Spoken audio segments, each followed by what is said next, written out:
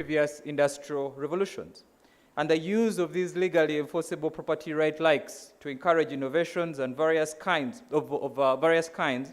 is perhaps the oldest institutional arrangement that has facilitated technological advancement and intellectual property, as we know it. I like the definition that the gentleman at the back had given, is a summation of inventions, literary and artistic works, designs, symbols, names, and images that we use in commerce. IP is to creations of the mind as technology is to the fourth industrial revolution. So in common parlance, these IP rights, which constitute of rights such as patents, which we know, utility models, trade secrets, copyrights, trademarks, design rights, and I'm certain that for those of you that are introduced to many of these or some of these new rights this morning, we shall be able to break them down as the course of the day, as the conference goes on. Many of these have long legal, economic histories, and often with certain controversies. But despite their long history, until recently, intellectual property rights did not occupy a central debate in debates over things like economic policy, national competitiveness, or social welfare. And in the last quarter of the 20th century, a new era dubbed the pro-patent era or the pro-IP era emerged, of course with leaders like the US, China, and Singapore leading the charge globally. These have provided policymakers in both the developed and developing world with new opportunities to leverage these innovations and technology to fast-track inclusive and robust digital economies. So this keynote I'm presenting to you today is adapted from a paper which I presented to the Permanent Secretary to the President, and to the Permanent Secretary, Ministry of ICT, which introduces and makes a case for IP as the thisness. There's that word I like called haecity, which means the foundation of something. As a human being, the foundation of your being is your spirit. And so what I am saying is that intellectual property is the spirit of Uganda's digital economy. And if IP is at the forefront of policy, Uganda and her people, both male and female, since we're talking about dividing, also being able to remove the gender divide, can effectively harness financial technologies, big data, digital trade, and many of the areas in the fourth industrial revolution. And of course, this will also help us achieve our NDP3. The East African community, as we know it, is made up of 7 countries: Uganda, Kenya, Tanzania, Rwanda, Burundi, and DRC, and South Sudan. And as of 2019, we had 177 million people. I think this is before actually I added DRC. Now that number should have increased. And with 22% of us living in urban population. This population generates a combined GDP of 193.7 billion. This is, again, as of 2019. And within East Africa, Uganda, as we know, is landlocked. Its area has about 236,000 square kilometers, and that's the title that was conferred to us, the Pearl of Africa, conversely ratifies a collaboration between chaos and necessity. And so we have about 36,000 square kilometers of inland fresh water and 19,000 kilometers of national parks and wildlife reserves. Our population of 46.3 million people as of January 2021, we're having a census, I think in a few weeks, and so perhaps this population will have gone higher, sees that with our population compared to our GDP, the people of Uganda, us, are yet to harness the true potential of IP, and the knowledge gap between the land and unland leaves a lot to be desired, as far as leveraging IP to increase household incomes is concerned. So it's up to policymakers, stakeholders, and government to make a deliberate effort to sensitize people about the opportunities that lie in intellectual property and the fourth industrial revolution. NDP3, as we know it, envisions a transformed Ugandan society from a peasant to a modern and prosperous economy. NDP3 is the third of 6 NDPs that will guide the nation and deliver the aspirations of her people, of Uganda and her people. So as articulated in our Uganda Vision 2040, ESC Vision 2050, and Africa Agenda 2063, and of course the SDGs, which are part of the theme that we have for World IP Day this year, Uganda's theme is sustainable industrialization for inclusive growth, employment and wealth creation. And it also emphasizes resource-led industrialization. As our PSST has mentioned, resource-led and sustainable industrialization will enable value addition to key growth opportunities in agriculture, tourism, minerals, health, and other sectors generally that lie at the intersection between law, policy, and intellectual property, which is at the core. So this transition should stimulate increased incomes and demand for agricultural output, quality education and health services, which in turn translates to improved quality of life for Ugandans. Chapter 13 of NDP3 addresses innovation, technology development, and technology transfer as drivers to an inclusive and robust digital economy. It is imperative that our policymakers in Uganda understand or add intellectual property as among the key drivers for our market for music grew by 7.4%. And of course, we see streaming at the forefront of this particular area. Some of the markets that top the world, of course, we know USA, Japan, UK, Germany, France, South Korea. And in Africa, we saw an increase by 8.4%, with streaming, of course, dominated by Nigeria and South Africa. Now, where is Uganda? If you look at those two countries, the reason why they are dominating is because IP, I feel, is at the forefront of their music industry. In the UK alone, that is the largest digital music market in Europe. It generated $1 billion in revenue in 2020 alone. That is from streaming. If we're taxing this and this was in Uganda, don't we think that this would be able to increase our tax base? So Uganda's music industry has the potential to compete at this scale through IP. And of course, we can look at the different band of rights that are involved in music, but through copyright registration, artists and creatives are encouraged to professionalize their music business in the form of license agreements and assignments. And on the flip side, Uganda can receive revenue from organized and recognized music streaming subscriptions. All of us, or most of us, will use platforms like Apple Music, Spotify, and other platforms to stream music. Now, if our URA was intentional about being able to enter into agreements with countries where these entities are domiciled, but also where we find a way to be able to bring, to ensure that they register here through URSB and have their companies domiciled in Uganda, these are all instances where I feel IP can be used to be able to connect with our other areas to increase our revenue stream. Creatives in Uganda can now also pledge their IP to secure funding.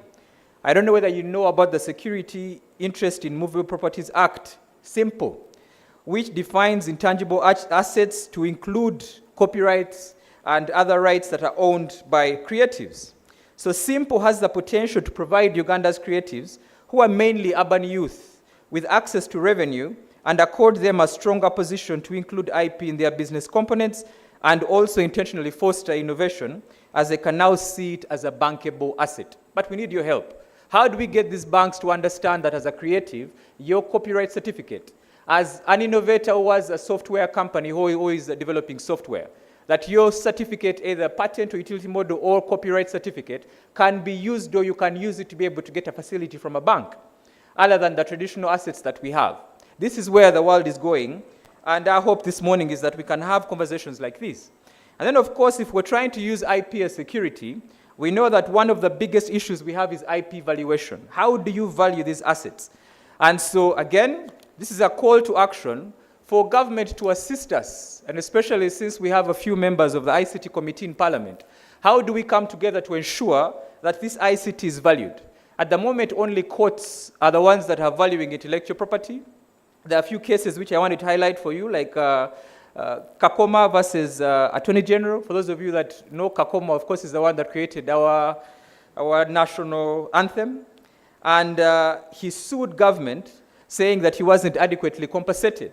And at first, he was given 50 million shillings, but on appeal, that changed.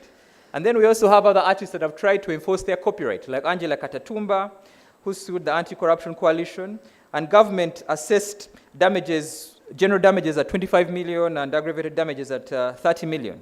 So we can see that courts are the ones that are giving us the formulas through which IP can be valued, but ultimately we need clear standards. And these standards will also help us to be able to attract venture capitalists. and also to help the banks when it comes to being able to allow these things as security. So valuation is really something that we must take seriously, and that we hope we can be able to come up with a standard as a country. Let me look at IP and agriculture as well. IP valuation also creates an opportunity for the increasing value of packaged or branded agricultural products. In 2020, agriculture contributed to 24% of the GDP in Uganda. That's 28, and 26.18% came from industry and 43% from the services sector. According to the United States International Trade Administration, ITAO, investors consider Uganda's agricultural potential to be among the best in Africa. Well, I did need ITAO to be able to say that really any Ugandan will understand food is our thing. And ultimately, other countries agree we have the best crop harvests, we have fertile soils, 2 rainy seasons. Now I guess there are more, perhaps due to climate change. And Uganda produces a wide range of agricultural products, including coffee, tea, sugar, livestock, fish, edible oils, cotton, tobacco, plantains, corn, beans, cassava, sweet potato, among many other cash crops that we produce. In the fiscal year 2020-2021, agriculture accounted for 31% of our export earnings, juxtaposed against UBOS that estimates about 70% of Uganda's working population is employed in agriculture.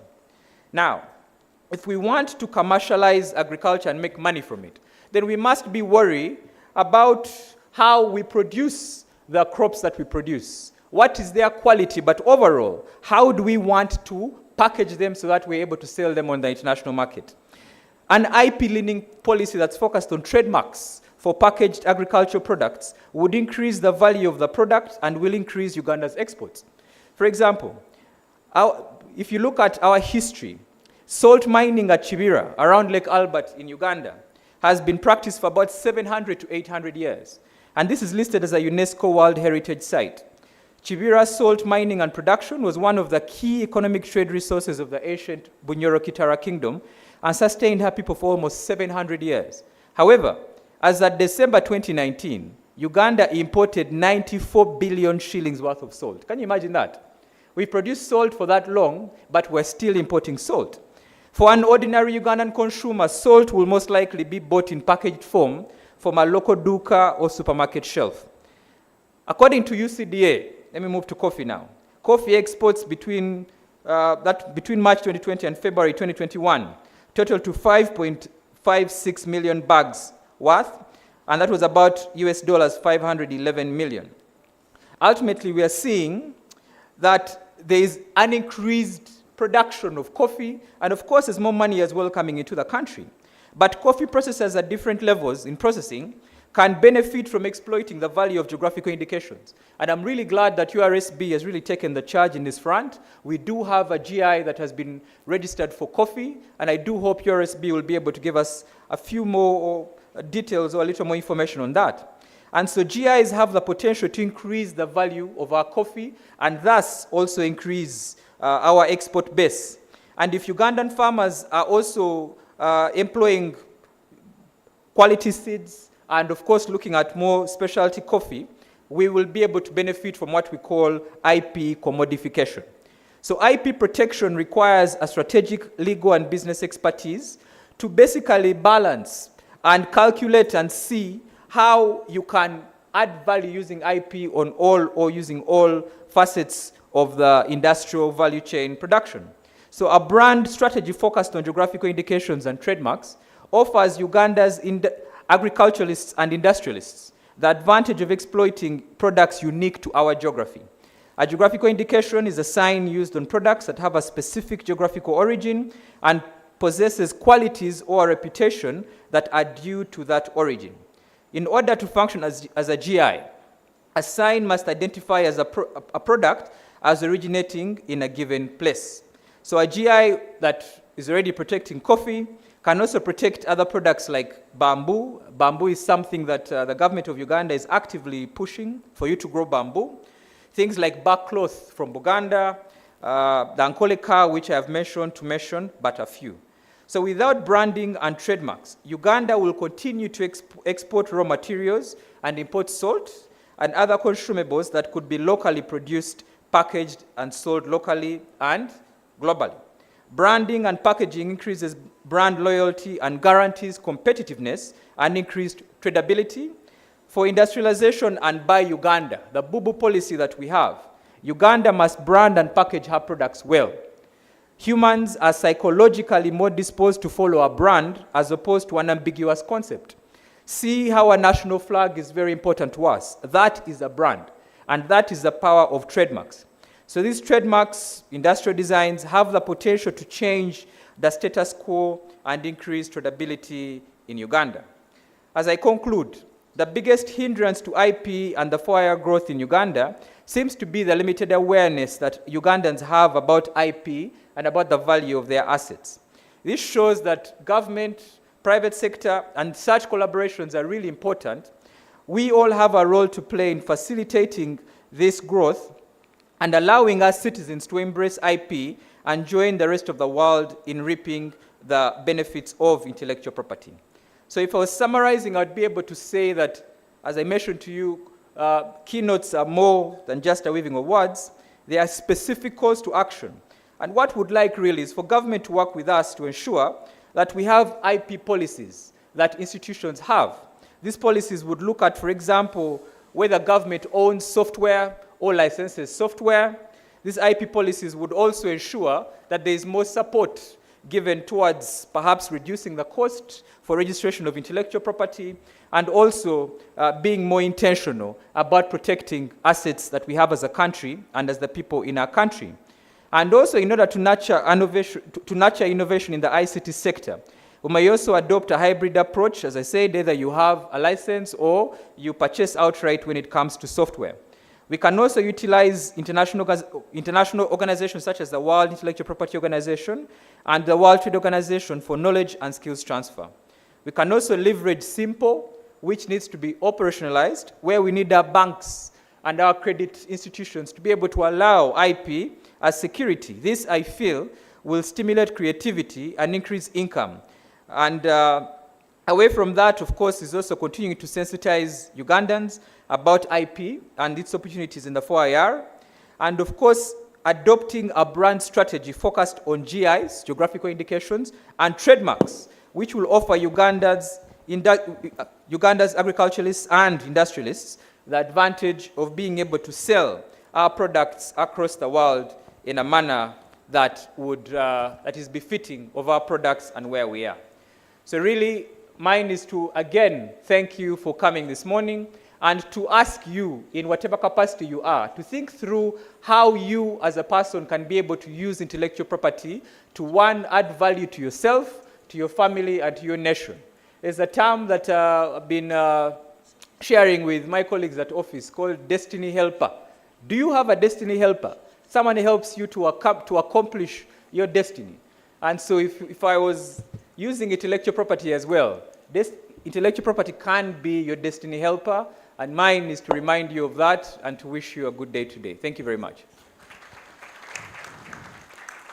Thank you very much, Mr. Kenneth Muhanji. Another round of applause for him. As I said, today we are talking everything IP. Yeah. Hello, how are you? What's your name? Of course. Hello, how are you? What's your name? I'm Deborah. Deborah, what have you picked from what Kenneth has said?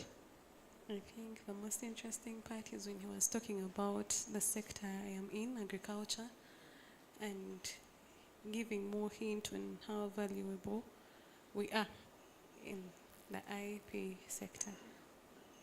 See, we have people from agriculture who are also here to learn about IP. Who else do I want to ask? Let me see. Good morning, madam. What's your name?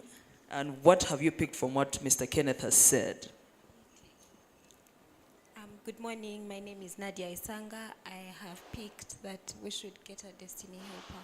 We should what? Get a destiny helper. We should get a destiny helper, which happens to be IP in this point of time.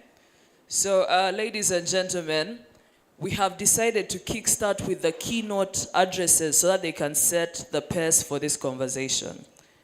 Now, after Mr. Kenneth Mohanji's submission, ladies and gentlemen, allow me welcome another marvelous speaker and an expert in this field, the chairperson of ICTAU, Ms. Elizabeth Ntege. A round of applause. DJ, today you may not get money.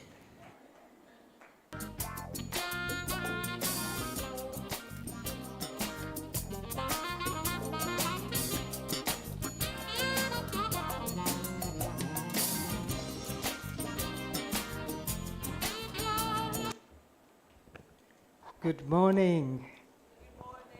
Did we have breakfast? So good morning once again, ladies and gentlemen. Good morning. I want to stand on the protocols of the last speaker, so all protocol observed. As they mentioned, I have the privilege of being the chairperson and serving as the chairperson of ICTAU, which is the ICT Association of Uganda. I'll tell you a little bit about the association. I'm not going to take so much of your time. We as an association are positioned as the umbrella association for all Uganda ICT-related smaller associations within Uganda. We have a fully fledged secretariat, which is ably led by CEO Gideon. Are you here? I don't know whether he's here. He was. And with his help and the members of the secretariat, we have developed a number of key stakeholder engagements with partners, which include development partners like the ITC and Trademark East Africa. We also have working relationships with the public sector, like NITAU, UCC, Uganda Investment Authority, and of course our hosts today, the Ministry of ICT and National Guidance. We also work closely with the private sector, most notably companies which are offering IT and IT-enabled services, and also a very big member or notable member of the Private Sector Foundation. But today, we are here to observe what we call intellectual property. People refer to it as IP Week. And our focus theme and crucial theme today is really about harnessing intellectual property to advance gender equality, which of course aligns with SDG goal number 5. So this goal emphasizes achieving gender equality and empowering all women and girls to a mission that is essential in the realm of innovation and intellectual property. So if we look at IP and gender equality, specifically in the sector of ICT, we find that unfortunately women encounter numerous barriers concerning intellectual property that impede their ability to protect their ideas, innovation, and as such have limited access to information and education on IP protection. Most women would have inadequate entrepreneurial resources designed to cater for the modern day woman. We have a lot of culture biases and I would say gender biases when it comes to women and their IP. There's a lot of restricted access to sources of funding because their IP is not well protected. And of course, we have a challenge of underrepresentation in key leadership positions. So intellectual property plays a pivotal role in empowering female inventors by protecting their creation, IP rights, ensuring that women can reap the benefits of their innovations, both economically and professionally. This legal recognition and financial gain encourages further innovation and participation in STEM fields, areas where women have been historically underrepresented. But throughout history, we have seen that women have significantly contributed to science and technology. However, their achievements have been often overlooked or not adequately credited. Recognizing and protecting the intellectual property of women is not just about fairness, it's also about encouraging more women to bring their genius to the forefront. So some time ago, as I was surfing the internet as usual, I came across a quote, and it says something like this: those who come before us keep us going, and those who come after us also keep us going. And then it ended with the sentence that women can lead. So now I want us to consider in history, when it comes to intellectual property and inventions, how have women contributed, and what has happened to their IP? And I want us to consider some names. So let's consider a name, I don't know if you know, that person called Hedy Lamarr. She invented what has, for us, has become what we call the radio signal, which is the foundation for the GPS, Bluetooth, and Wi-Fi technology. Yep, it was a woman. So, but despite this groundbreaking work, her technological contributions were recognized long after she became an actress. I don't know if any of you have seen Gone with the Wind. Those were the actresses. She looked exactly like that actress. And she was only recognized when she became a beauty queen, you know. Then for some of you, if you remember somebody called Dr. Shirley Jackson, I think Shirley was named after this lady. Yes. She was a physicist that discovered what led to what we call caller ID and call waiting, you know. And her work was recognized, luckily, patented, and showcasing examples where IP rights can help acknowledge women's contribution to technology and encourage more young women to pursue careers in STEM. There was Grace Harper, who was credited for the invention of what we call a compiler. This was a device that translated code into computer coding. And she co-invented a language called COBOL. Those of you who are in IT will know that language. I just don't want to date myself. I actually used that language, and I also used the compiler when I was studying computer engineering at university. We also have Mary Sharma, who led NASA in inventing rocket fuel that propelled Jupiter rockets to space, to a place in America's first Satellite Explorer 1 into orbit. There was a Maria Van Britten who invented the modern day home security that we use today. Mary Anderson invented the windscreen wipers that we use today. Yesterday's rain, I thanked Mary Anderson for her invention when I was driving through yesterday's storage. Stephanie Kolek, she invented what we call the Kevlar. This was, she turned solid polymer into liquid. This is used now for making boots for firemen, spacecraft, bulletproof vests, and bulletproof armor. So these are some of the women that came before us that have been very instrumental in everything they've invented. I just want to leave you with one more, Margaret Knight. She invented a machine that would fold and stick glue on the flat-based paper bag, which we all use now to carry our groceries. So unfortunately for her, a man decided to steal her invention and her IP and try to patent this machine. So she took him to court, and in his defense, he mentioned something like, he doesn't believe, and the judge should believe, that a woman could think of such mechanical complexity, you know?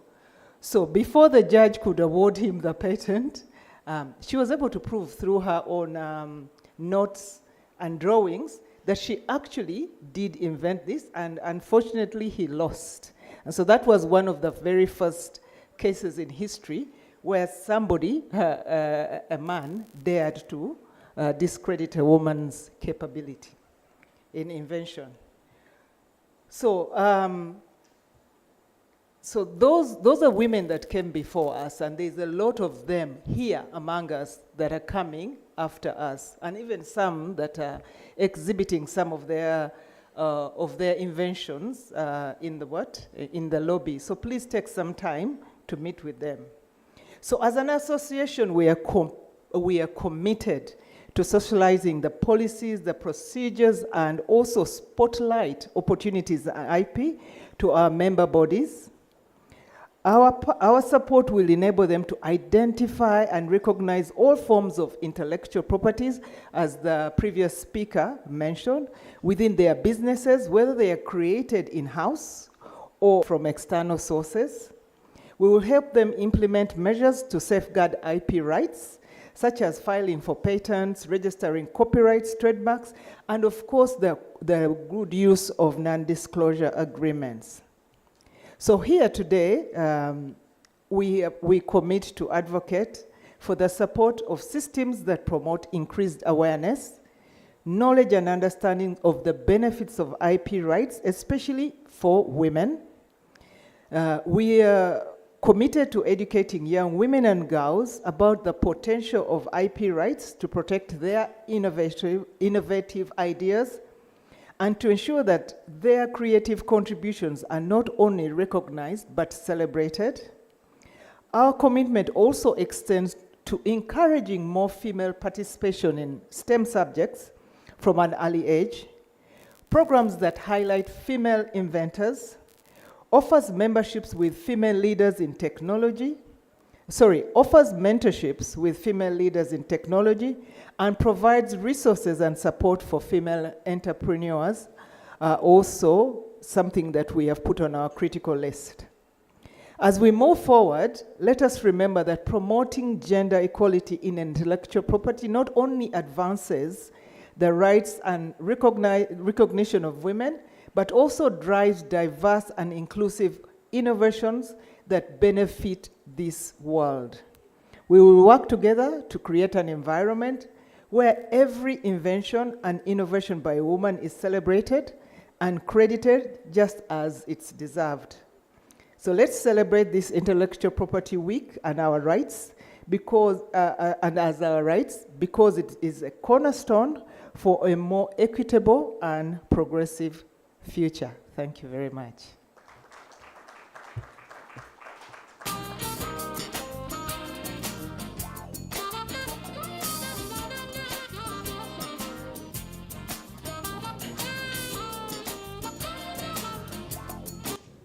Ladies and gentlemen, another big round of applause for Miss Elizabeth Ntege. All right. As we said, today we are learning and teaching and having fun, all in the name of intellectual property. So hello, please tell us your name and what you have picked from her presentation. My name is Grace Achure. I sit on the board for ICTAU and ATIS. I think for me what comes out is that women have been playing a very big role in creating intellectual properties, and we have not been benefiting from it, and we need to be given a special attention. Yeah. All right, that's very interesting. It's how she submitted and said the women who discovered Wi-Fi and Bluetooth were only made famous when they became supermodels. The irony. Okay, so I want a gentleman from this table. Let me see who. Tell us your name and what you have picked from Ms. Ntege's presentation. Thank you. My name is Christopher Musoke. One thing I've picked up is despite the stereotype that's always perpetuated that women are an inferior gender, the reality has come to prove it wrong. And it's high time that as we are harnessing the IP, we should ensure that in everything that we do that aims at giving or promoting intellectual property, the plight of women should be put as a priority, because they are also innovators, they are inventors, and they are achievers. That's it. Well submitted.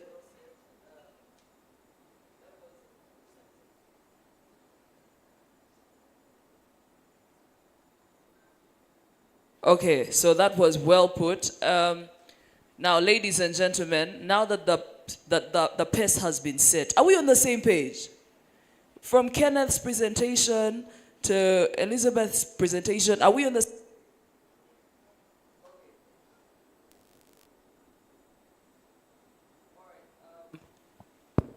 Mic check 1 2 1 2. Okay, ladies and gentlemen.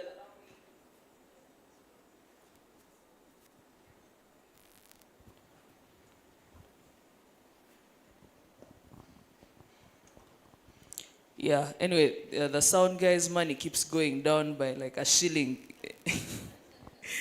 Okay, so ladies and gentlemen, join me in welcoming Mr. Patrick Mugisha. Yes, and he is the co-founder of Innovate Labs, and he's going to give us a presentation on IP. And yes? Okay. So he is going to give us a presentation on what IP is and break it down, the wins, the weaknesses, the opportunities, the threats, and what we can do. If you want to find out more, please tell a friend who's at home to tune into the Ministry of ICT YouTube channel, broadcasting live, and on other different channels. Thank you very much. Patrick, you're welcome. Thank you very much.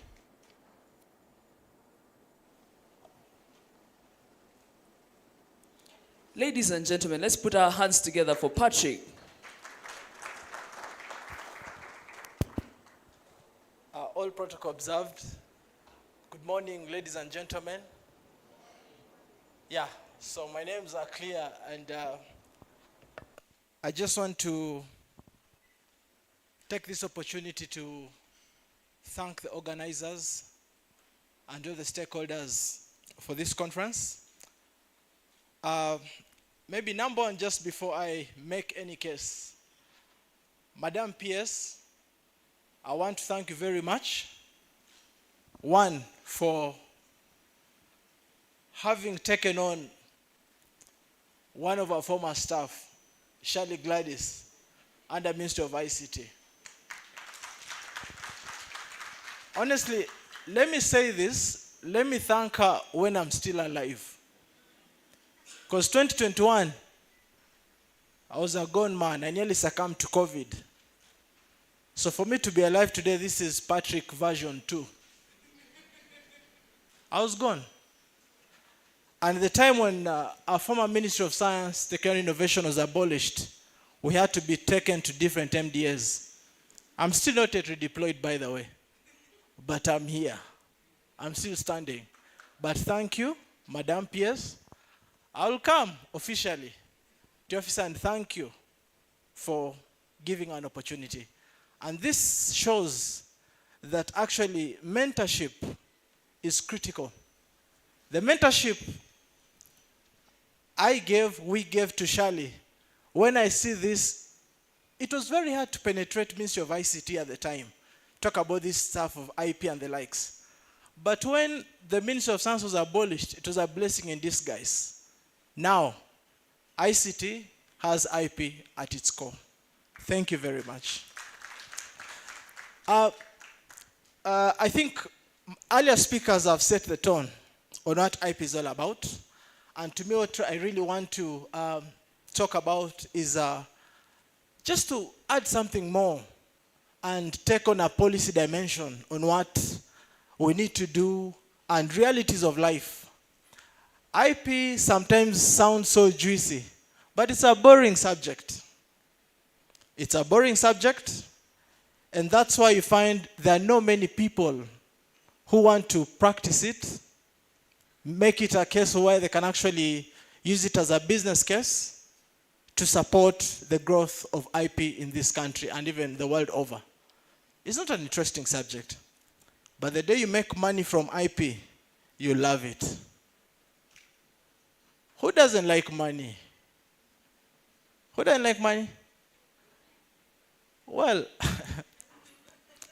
I happen to be half Ugandan, half Kenyan. So 50% of me is Kenyan, and we've got a saying in Swahili that says that pesa ni sabuni ya roho. Pesa ni sabuni ya roho. It's the soap for the soul. Money. So money is good, but it has to be generated. So what does IP do for you in reality? We've said all this talks about the creation of the human mind, and all of us here are capable of creating IP in one or the other. But let me share just one thing that you shouldn't forget when you leave this place. There's what we refer to as the IP value chain. This is just the entire space, quite systematic, how IP functions. And you look at an IP system which is tailored around the inventor or the creator. That's one stakeholder. The second one is the society, who's going to actually utilize the IP that you create. Then we've got the state government that actually sets the legal frameworks that help you to be able to find a way of getting your IP protected, enforced, and even to the exit of commercialization.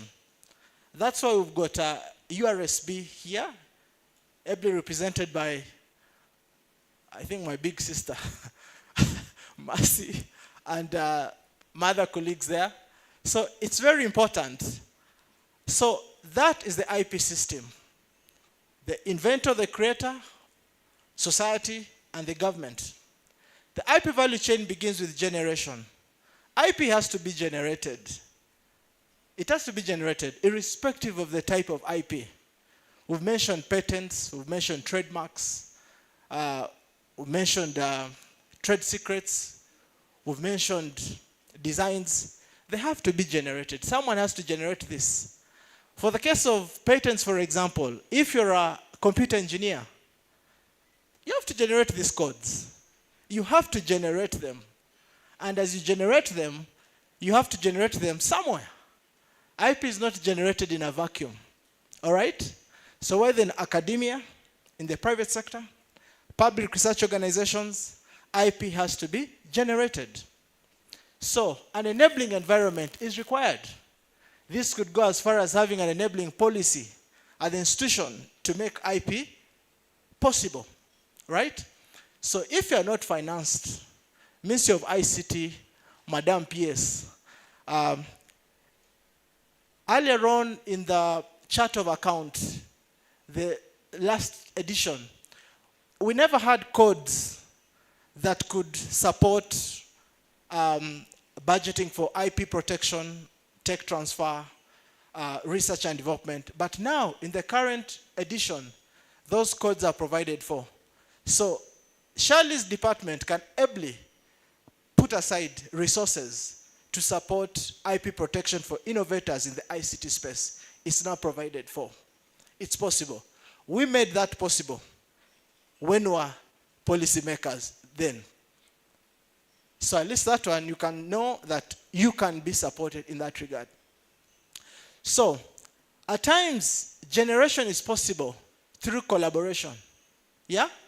That's why you'd find Ministry of ICT can collaborate with Ministry of Agriculture to get digital agricultural solutions.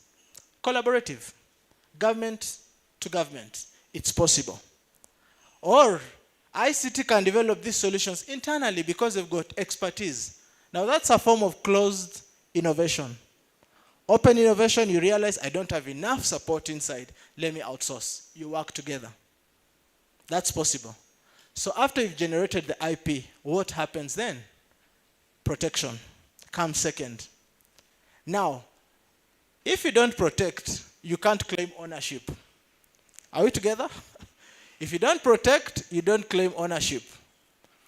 A case in point, those who are married in the house, by a show of hands, I'm also married. I'm not single, I'm married, so that's why I'm comfortable to raise my hand. When you're given that certificate in church, each one of you claims ownership of the other. All right? That's why you can't walk out and someone says, this is my wife. How? The certificate shows that she's mine, he's mine. Ownership, protection justifies that. Now, not all IP can be protected. Things like trade secrets are not protected. You don't register them because they are secrets. Tell me your secret. You see? Everyone has secrets. But these secrets, in the business sense, they have a lot of value, right? A case in point. If today I walked into your software development company and I just checked and picked some of your works, your source code, and steal it. I'm not a thief, I'm just using an example, and steal it. You're still maintaining it as a secret before you dispatch it out. Secrets have value. They must have commercial value. A good example is how Coca-Cola has managed to keep its dominance as a top brand globally is because of the trade secret in their formulation. Are we together? So trade secrets have value.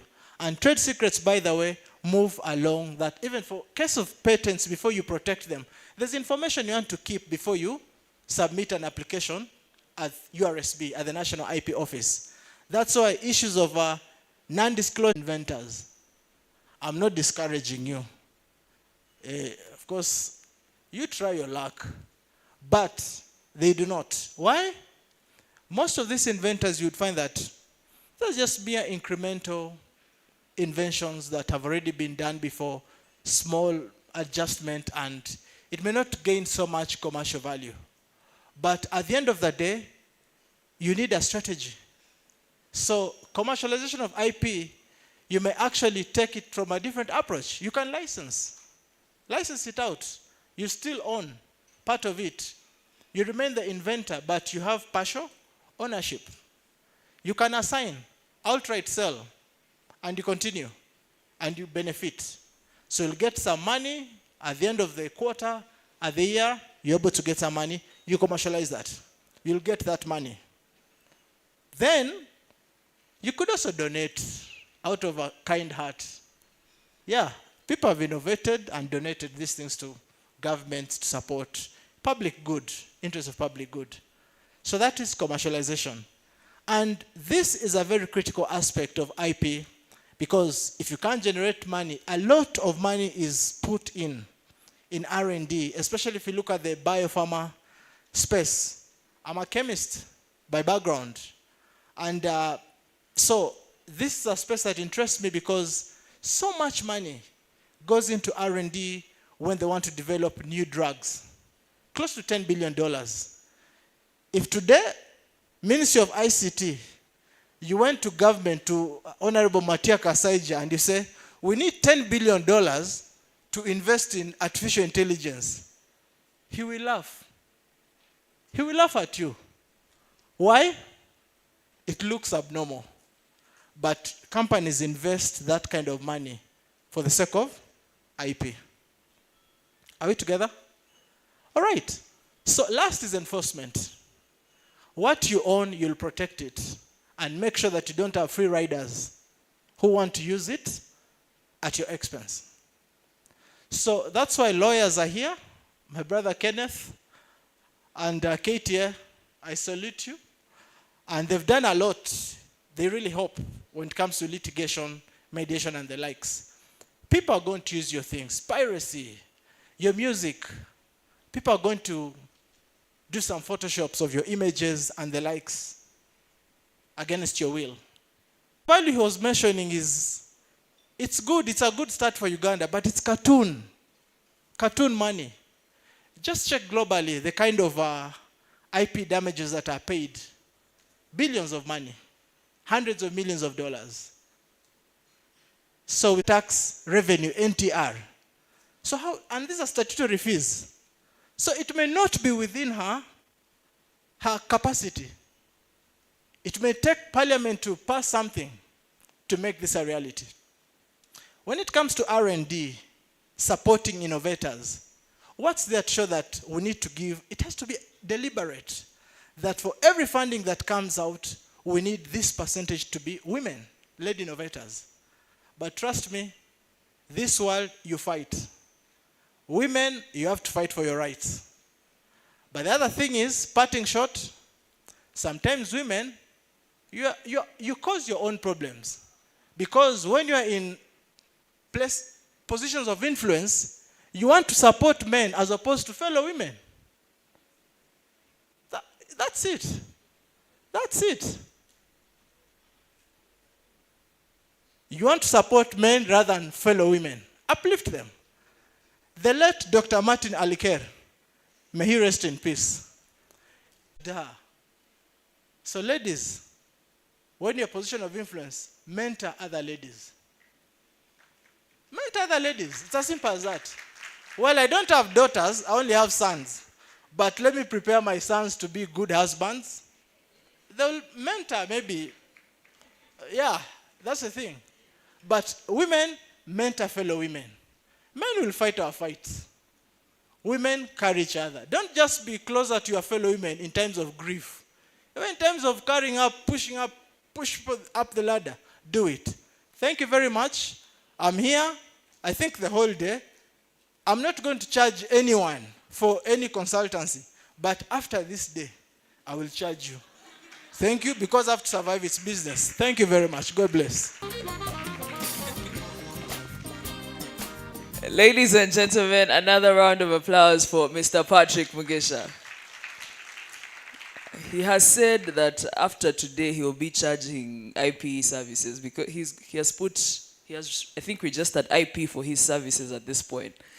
But anyway, now that we are here, we know what IP is, we know the value it adds into our economy, we know that it is Teso Solar, as he said, and all these other things. Ladies and gentlemen, join me in welcoming the Registrar General of Uganda Registration Service Bureau, Miss Mercy Kainowisho.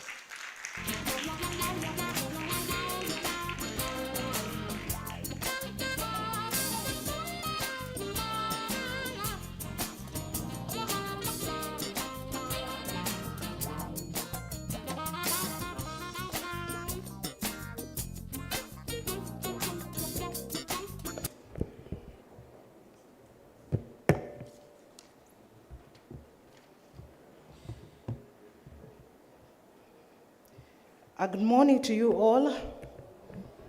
It's a chilly morning for me. I don't know how it is at yours. I recognize the presence of my sister, the Permanent Secretary of the Ministry of ICT and National Guidance, and honorable members of Parliament, the government representatives, and the private sector. I think I will still maintain the protocol that was already given. I am pleased to be here to speak about a subject that is registered at my heart, and I recognize the previous speakers, Kenneth, my colleague in legal practice, Madame Tege, and Patrick, good to see you after a very long time. You're still amazing.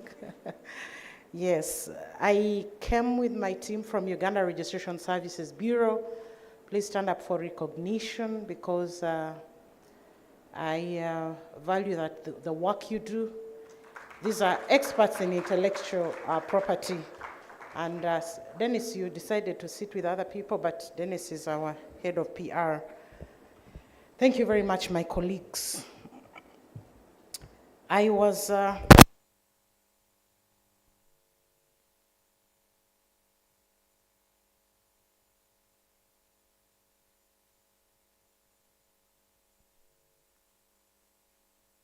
Check 1, 2.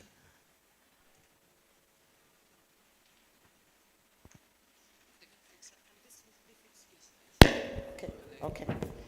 I am an engineer in my own private space, so I can fix gadgets. I was asked to speak about harnessing intellectual property in the digital era to advance gender equality. And like many speakers have express their opinions using different perspectives, I would like to express my opinion using the National Intellectual Property Office context, because we come from that space, and it's the reason that we are here as intellectual property registrars and practitioners within the government space. The subject of intellectual property is amazing. It has different sectors or categories. And I believe that the panelists will break it down for everyone, including my colleague, Mr. Jita Abraham, who will be representing the technical experts at Uganda Registration Services Bureau. But just to mention that intellectual property is divided into two main categories: the copyright on one arm and industrial property on the other. And many people sometimes confuse these categories. They say, I want to patent, or I want to patent my song, which is a very wrong statement. A song is not in the category of patents. Others call patents trademarks and so on. And I believe that through these initiatives, you can make time and just read on these different categories. And there are also online courses that simplify this language. But just to say that copyright takes care of literary, artistic, and scientific works of creation, and it includes a lot of things. The musical works, the books, the films, the fashion, the design, computer, software, products, the source codes, and so on. It's a whole list of things that are eligible for protection. And industrial property has its own components: trademarks, service marks, utility models, tech innovations, patents, industrial designs, traditional knowledge, to mention but a few. And I believe my colleague will break it down for you. So as we talk about intellectual property, especially in the digital era, and in the space where we have gender disparities, what is our interest as a National Intellectual Property Office? And in this case, the National Intellectual Property Office is the Uganda Registration Services Bureau that is mandated under the respective laws to register all your intellectual property, and also come in at the stage of protection where there is infringement. So we hold registers that relate to every intellectual property that has been registered in Uganda. So if you have not made efforts to register your intellectual property, do not expect it on the registers of government unless somebody did it on your behalf or stole your idea and went and registered it. And the law is very clear that, and it favors the registrant, the person who is registered. Certificate of registration is always conclusive evidence of ownership unless otherwise.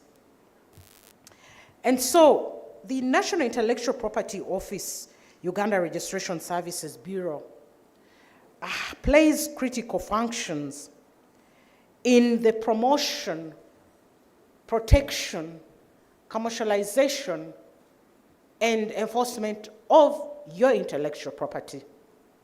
Whether it is you are a female, whether male, whether you're young or adult, whatever language you speak, whether you're Kenyan and Ugandan, like Mujisha mentioned, it doesn't matter. The law does not discriminate. And the pillars that we use as the National Intellectual Property Office are the law. We have the most recent laws, and right now we are concluding the formulation of a traditional knowledge and folklore law that is going to be the first of its kind in Uganda, but also amending the copyright and neighboring rights law to incorporate our regional and recent international obligations. Uganda is always on form in terms of the law. So we have no excuse. If you have a checklist, there's no excuse in terms of that there's no law in Uganda to protect your intellectual property. The law is there and the latest framework. Then we have the policy framework. The policy framework is in place, and specifically the National Intellectual Property Policy of 2019. And actually the value chain that Mr. Mugisha was mentioning is well laid out in the National Intellectual Property Policy. And it provides for the whole value chain and all ministries, departments, and agencies of government and the private sector that is required to integrate intellectual property aspects in all sectors of the economy. Intellectual property touches every field of our society, every sector. And we want to thank the Ministry of ICT for coming up with the Intellectual Property Conference. For us as the regulators and as the registrars of intellectual property, we are pleased to receive every helping hand in the promotion and protection of intellectual property. It's not a one-man or one entity function, never. Because the National Intellectual Property Policy spells it out so right. Our role as the National Intellectual Property Office is advisory, giving you legal advice, technical advice, doing the searches and all the processes that relate to registration. But also to protect your data, hold it in confidence, and make sure it is well stored physically and digitally. And as well as make sure that your rights are enforced when they are infringed. But the issues of commercialization, promotion, creation of awareness, funding, all these are done by anyone. You can even get out of this room with an idea of opening a consultancy to promote intellectual property. Nobody will stop you as long as you're not registering or formulating another register of intellectual property, because that is the role of government through Uganda Registration Services Bureau. So we appreciate the private sector. KTA Advocates has maintained the support. All these are partnerships that the Ministry of ICT and National Guidance has come up with are appreciated, and that is why we are here to support, because it is our business. Intellectual property is everybody's business. So the National IP Policy is very clear on integrating intellectual property in all sectors of our economy. And how do we integrate it without creating awareness, without partnerships, without coordination, without seeking support and help from other players, internally, regionally, and internationally? We have the institutional infrastructure. That is the third checkbox. We said we have the law, we are at par, we have the policy, we have the institutional framework. Within the government framework, we have the ministries, departments, and agencies that support intellectual property protection and enforcement. That is why the ministry is here, hosting young people in this room to tell you about the role of intellectual property. So there's no excuse. Uganda has all the institutions. Go to the different ministries of government. Go to the different departments. Go to the different agencies. Intellectual property is integrated therein. And for us as the coordinators of the intellectual property policy, our role is to make sure that each and every sector, each and every ministry and department or an agency of government has a desk in terms of promotion of intellectual property. And when we achieve that, we shall have scored high. Because many of the entities are signing agreements or MOUs that are giving away the intellectual property rights to the private players. Yet the intellectual property rests in the hands of government, depending on the engagement of the service providers, especially system development and many other creations, including coming up with songs, adverts for the state products and so on. So we have the institutions in place. Then we have the ICT infrastructure. The ICT infrastructure has been laid out, and I want to thank the Ministry of ICT and National Guidance. You have invested a lot in ICT, Honorable PS. Let's clap for her. And she has taken it personal She's really passionate about promoting ICT, digital tools within our spaces, to the extent that the tool that we're using to register all your businesses online, within seconds, within minutes, in the comfort of where you're seated, you can register, you can make your applications to register a company, a business name, a document. All this has been enabled by the Ministry of ICT. They devolved this system and funded it and supported it fully. When it comes to registering intellectual property, we also have digital tools for registration of intellectual property that were supported under the World Intellectual Property Organization, but also the EU, the European Union intellectual property partnerships as well. So you can register your trademark, your patent, you can do a search digitally without coming to our offices, unless you want to see the beautiful faces of my colleagues and the handsome faces of my colleagues. You can walk into any public office freely, even if you have nothing to do, by the way, because this is your property. But this government has put in an infrastructure, not for you to save transport and time and the cost of doing business, by putting digital tools, deploying digital tools for your convenience, especially the people that do not stay within the spaces where we have our coverage. Uganda Registration Services Bureau is in different regional spaces, but also in the different municipalities. So we have the digital tools, the ICT infrastructure. Then maybe lastly, what another pillar is the environment. Sometimes you take things for granted. We have the political, economic, social, technological environment in this country that you can move at any time. You can sit anywhere at any time, as long as you're not trespassing on anyone's property, and get your intellectual property registered. But even before you get to registration, the environment to harness your thinking, creativity, and innovation. And we take things for granted many a times, because people in the war zones, and we pray for them, it's very difficult for them to create and innovate.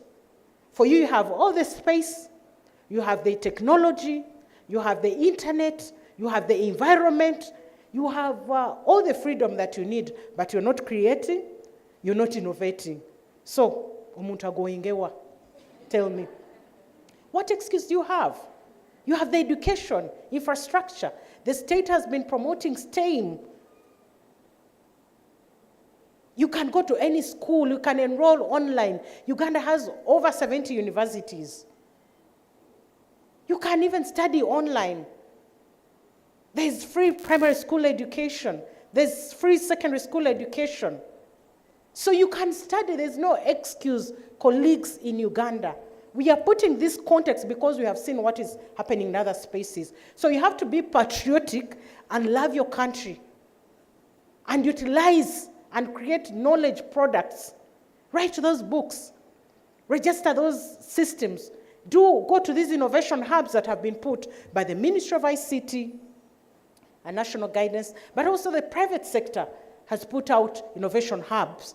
And Uganda Registration Services Bureau has also put out technology, innovation, and support centers in 34 universities and research and development institutions, where you can just go and research and come up with a product that can move this nation, because the products that you're using, the technological tools you're using, ChatGPT, the Internet of Things, the fourth industrial revolution, the robotics, and all these interventions have been developed by human beings that have the same thinking, or even worse environments. They go through winter seasons and summer seasons. For us, we have favorable environments, but they are not favoring our thinking and creativity. And when you come on our registers, colleagues, numbers don't lie. Numbers don't lie. You look at our register, local register. Yes, URSB recognizes the fact that there's an increase in local innovations. When you look at the trademark register, it's growing. Look at the utility models register, it's growing. The copyright register is growing, but it's not growing at a pace that we would want. It's still dominated by foreign applications. But also, in which sectors are we investing in? We have health sector, we have the education sector, we have the entertainment sector, we have all these sectors. And we have young people that have come up with innovations. I know some of them will be in the panels, the nurseries, the WHOs. You look at them and they came up with very good solutions in maternal and child health care. So you can also come up with something. Innovation or intellectual property starts with the creation of a mind. That is the intangible property that you have. Some of you are waiting to buy physical property until you buy a car or a building, you feel you don't have property. Yet the intangible property is with you. You're seated with it. You sleep with it. You move with it. The creative mind. It's just the mindset. Be patriotic. Where is your strength and what can you come up with? So as the National Intellectual Property Office, for us, as we still see the disparities in the gender, which is across board, tell me any space, any sector that is well balanced in terms of gender. Any hand? Any sector in the world that is well balanced in terms of gender? There's nothing. In all of these sectors, men are ahead. But we are not saying we are in a competition with men. No. We are unique. We are uniquely made as women. We are special. We cannot compete. We are different. We're in different parameters. We are gifted differently. We are talented differently. In any case, we are better without prejudice. Yes. By the nature or by creation, we are born special. Women, biologically, start showing signs at the age of 6, 7 years. The body starts reacting in its own way. Their biological system starts ticking. Our thinking, our responsibilities in our homes are totally different. Our responsibilities are totally different in our home settings, and especially the African homes. So we are unique. So we are gifted, we are trained, we have the training right from our homes. So what happens when we go to these schools, when we go to the innovation hubs, when we come to the workspaces? What goes wrong? So we already have a competitive advantage. So we need to complement one another and support our systems. So my emphasis is that gender disparity will always be there, but it must never be an excuse for our failures. It must never be used as an excuse. I don't think I've ever been isolated on gender terms. If it has been done, it has been done indirectly. Or just casually somebody saying, oh, a leader is a woman. You know there are men who cannot believe in being led by women because naturally, culturally, they feel that women are supposed to be in the kitchen. It's not your problem, it is their problem. It is their problem, and let it not ever affect you. But are you empowered? Have you got the same education or even better education? Have you got the platform? Where are the platforms for you? If the platforms have been taken off, build platforms. Build your own platforms. If this platform is taken off, create your own platform. Because the space is so big.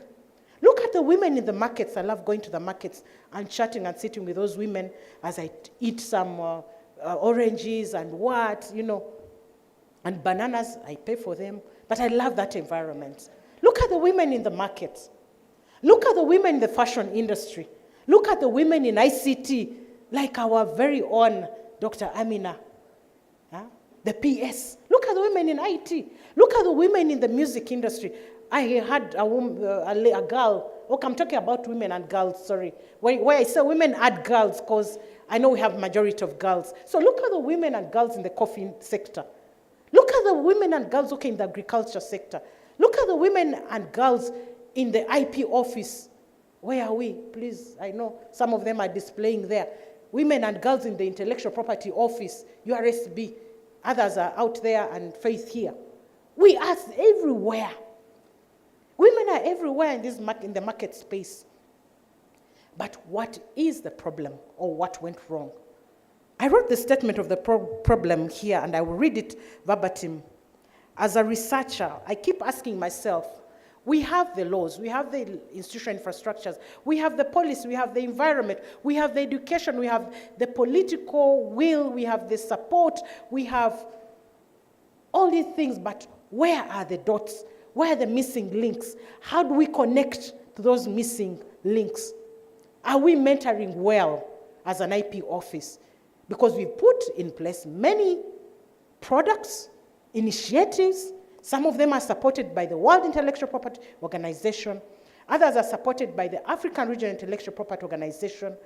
Many are supported by the Uganda government. But what is not happening? Is it the growth in the environment? I mean in the population, where we have 45 million Ugandans, of which majority are the youngest people that have no access to this information? Are we speaking our own language? Are we just seated in offices and not going to the field to speak to the market space that needs this information? Are we funding or supporting these projects that promote and create awareness? Are we doing the awareness creation that is required?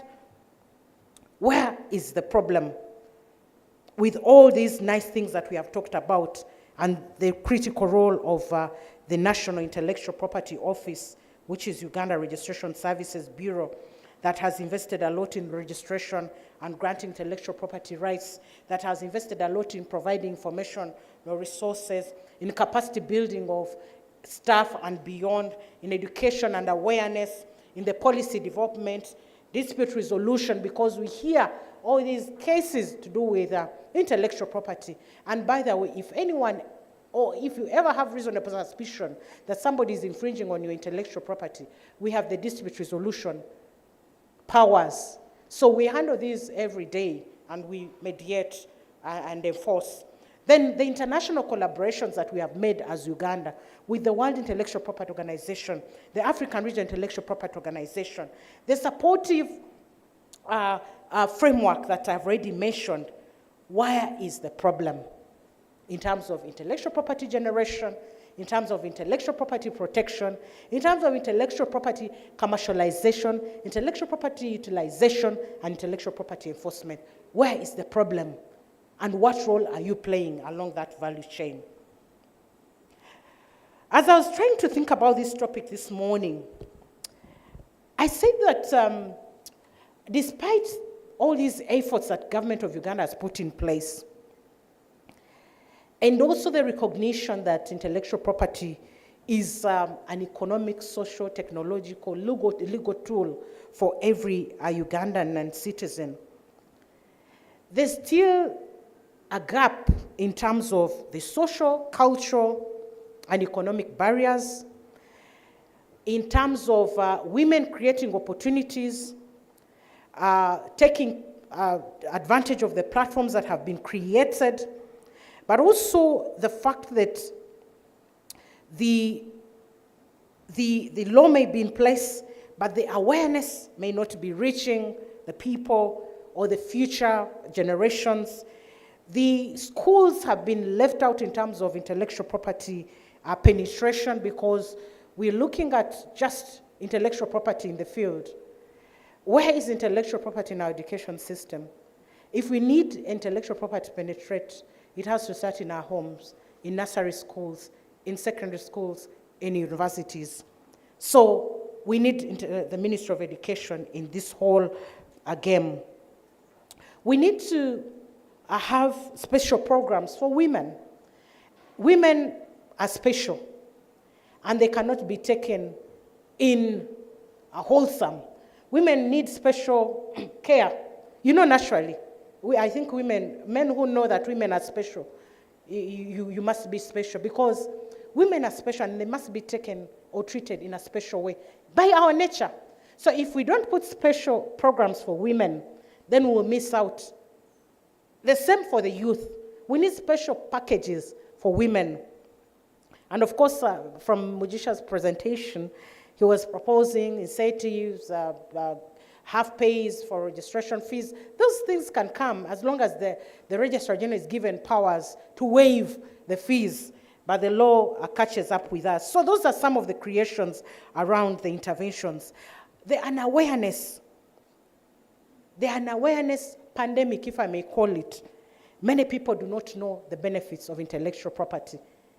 And I'm glad that Mujisha also mentioned that until you feel the commercial benefits, that's when you will, or until somebody actually steals your intellectual property, that's when you realize its importance.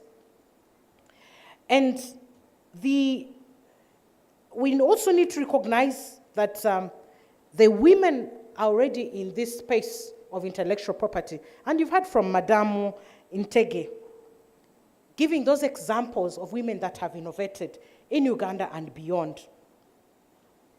How do we give the space for participation of women in terms of intellectual property? How do we create women innovation focused incubators, or even funding an intellectual property fund for women? I know the Ministry of ICT has some funds for these, for innovation. So we could coin out a women-focused innovation fund. How do we build flexible working conditions in our workspaces, especially the fact that women are special? They have to give in leave, appreciated, encouraged to start families, but as also they innovate and balance their family care. How do we engage in mentorship programs, especially for the young people? I see majority of you are young. How do we provide incentives for universities or research and development institutions to take special care of the girls in IP programs? And how do we moderate these intellectual property conferences to take care of the interests of the girls and women? Our colleagues, if we connect the dots in terms of the government infrastructure, the private spaces or the private players, the interventions that we have mentioned, and also taking into consideration of the fact that we're already advantaged as a country because we have it all from the legal, institutional, ICT, environment, like I mentioned. When we connect those dots, we shall foster creativity and innovation in the global spaces, but also in the African spaces, but also contextualize them within the spaces of our interest. The women in fashion that I mentioned, the women in designs, the women in science, the women in law, the women in business, to mention but a few. And when we get these frameworks in place and coordinate, communicate, and collaborate, I believe that we shall build an environment that harnesses intellectual property using the digital tools and with the intention of addressing the gender disparity in Uganda. I thank you very much for God and my country.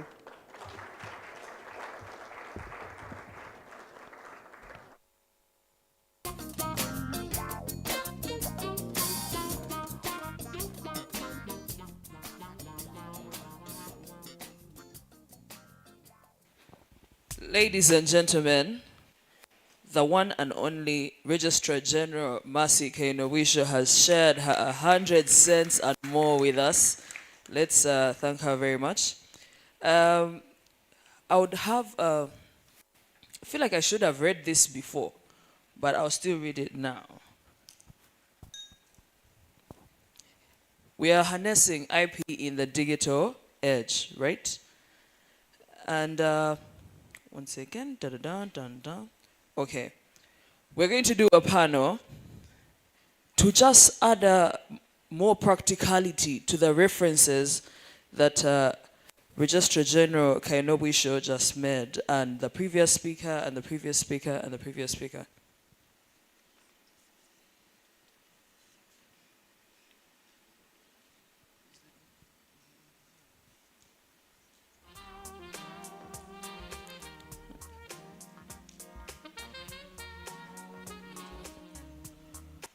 All right, we're going to have a panel later, but before we have it later, I'd like to recognize the presence of the team lead of the National ICT Innovation Hub, Ms. Flavia Pio. Wave to the people.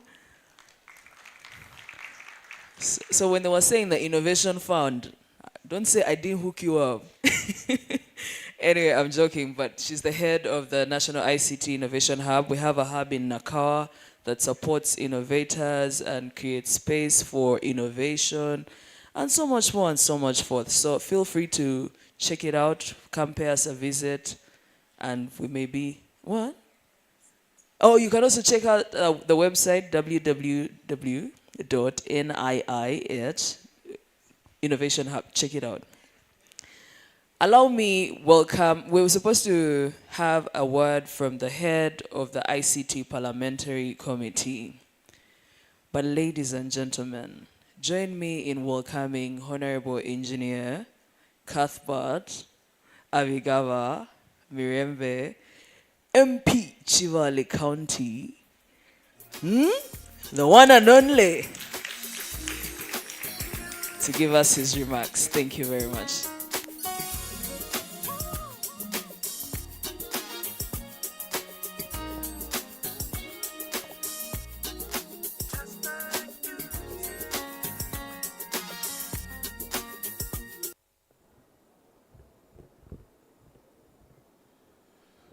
Okay, good morning, everyone.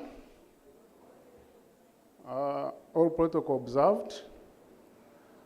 I'm going to be here for less than 5 minutes because the PS and somebody taking us through have actually hijacked me. I had come here to listen and learn, but I've been requested to make some few remarks. So I'm Engineer Cuthbert Abigawa Mirembe. I am a registered engineer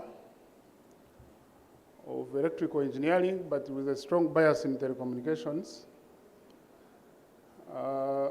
I've had an opportunity to teach at a university, and when I scan through, I can see some of the faces familiar to me, those who have gone through my hands. So I'm a member of parliament representing Chiwale County in Kamwenge district, and I'm privileged to serve on the ICT committee. I'm in my second term, and the entire last term of parliament, 10th parliament, I was a member of the ICT committee. When I got back for my second term, the last 2 years I've been serving as deputy chairperson of Education and Sports Committee. But I am back home to ICT. So, Madam PS, I want to appreciate your invitation, not only to me as an individual, but also to the committee of ICT. Apologies from the chairperson and the deputy chairperson. They were meant to be with us, but I think they have gotten held up some committee activities. So we want to appreciate your invitation, and especially to learn from this, because given my background, actually when I read IP, I thought we are going to discuss internet protocol. There I would actively participate. But reaching here, I found it was intellectual properties. I literally got confused. Yes, I have now gotten something, at least from the various speakers. I want to appreciate all those that have given keynote addresses. I've been taking notes, and really I've learned something. I want just to add on what others have said. One is that as a member of the committee, but also as an engineer with a bias in telecommunications, I want to appreciate the government of Uganda, and in particular the Ministry of ICT, for the great investment in ICT infrastructure. Not only the hardware, but also the software platforms throughout government. So this is great. I want to appreciate and to inform everyone that now in Uganda, you can do anything you would like online from your bedroom. You do not need an office. You can just sit at your leisure anywhere and you're able to access government services. So it is something that we cannot take for granted and want to appreciate. Then too, when the PS and her team appears before the Parliamentary Committee, we are always very much interested in the area of innovation. We've been injecting a lot of money in innovation fund, and a number of young people have actually benefited. But we're always wondering about their innovations. What happens to their innovations? Are they, I don't know the right word, if we talk of intellectual property, are they patented? Do they have copyrights? So that's the question that we normally put to the PS and her team. And I'm very glad that we have very young people in this room, most likely who have been beneficiaries of this innovation fund.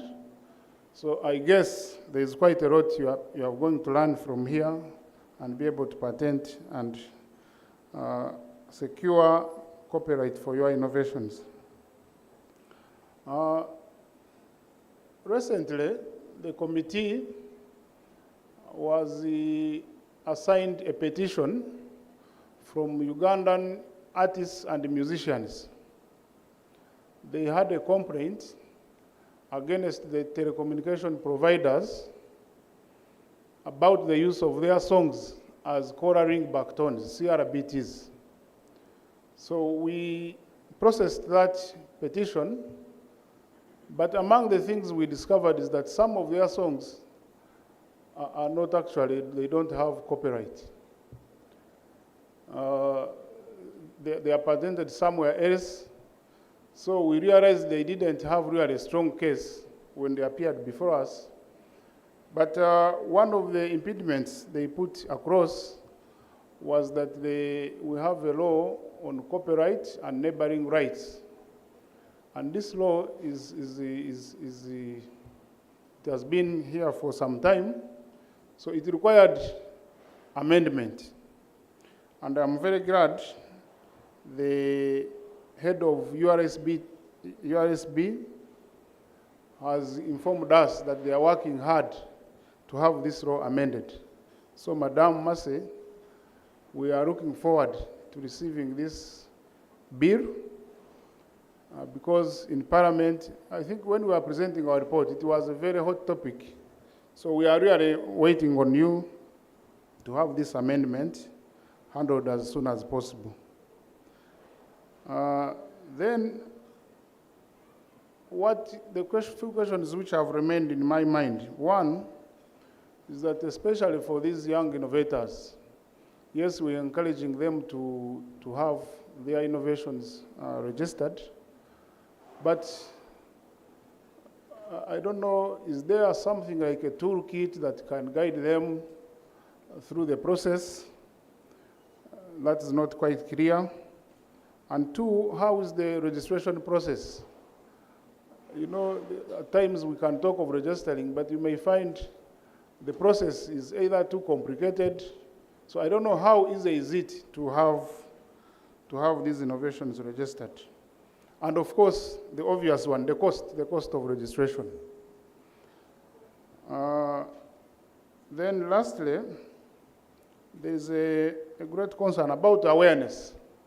I have told you I had come here to learn, because when I entered and I saw intellectual properties, I said, now let me sit and learn, because I have really not had enough time to get to know what this is all about. So the awareness is a key issue, and I want to request that those concerned, we need to think of what can be done to increase awareness so that our people are aware of this and they are able to benefit. So lastly, I'm happy to note that there is an association that brings together ICT professionals. So, Madam Elizabeth, I think amongst the key stakeholders you need is our committee, because you mentioned all the other people you have worked with. I didn't hear you mention Parliament. So we have a parliamentary committee on ICT. So if you are a national ICT association, I want to believe that we are serious stakeholders that you need to interact with as you push your agenda. So maybe as I conclude, I thought this was supposed to be a generic discussion, but people who are coming here, they want to skew it to women. Everybody is talking about women, women, women. So it is true, I agree with you, but I also want to encourage the gentlemen who are here that let us not leave this for women. If we have innovations we have done, we have made, let us follow through the process and have them registered so that we benefit from our innovations. Having said that, I want to take back my seat and continue learning. But in ICT, I think when you talk of women, we are blessed. Maybe why they have even chosen me to come and speak is because the women had dominated this podium. And there's another woman who is about to come. You have heard the person heading the innovations hub is a woman, a wonderful woman. And thanks for being welcoming. I was at the center, you welcomed me so well, you made me feel comfortable, so I want to really to appreciate you. So I want to encourage women to really take this seriously. Now that you have heard that there's a need to encourage you, I also want to add my voice to encourage you to ensure that your innovations are registered. And I was joking with the PS when Elizabeth was presenting, she picked out a few women who have innovated, who have invented. So I was telling her that if those are the only women innovators, then it means everything else that has remained was invented by men. But I think it's because she didn't have enough time to take us through all the women who have at least started something. I'm very sure women have made a very tremendous contribution to the well-being of society. I want to thank you, and once again I want to appreciate the ministry for inviting Parliament to be part of this, and to invite me specifically. I want to appreciate you, PS. Thank you so much. Ladies and gentlemen, a bigger round of applause for Engineer Abigail. It is quite a joy that in your submission, Honorable, you asked if there is a toolkit. Today, the one and only Dr. Amina Zawede is going to unveil this toolkit. It was fully revised by the Ministry of ICT and our partners, ICTAU, of which I see we have our Gideon. Please wave to the people. Chairperson. No? CEO. Yes. We have our CEO from ICTAU, Gideon, also present, and the chairperson as well. I would also like to thank our partners who have been here with us. But as we do this, ladies and gentlemen, in our midst, we have a mentor to all and a powerhouse in the ICT sector. She is a pillar for BPO and innovation. She is so many things that I would not want to preempt, and also the ambassador of the Digital Transformation Roadmap. Ladies and gentlemen, join me in inviting the Permanent Secretary of the Ministry of ICT, Dr. Amina Zawede.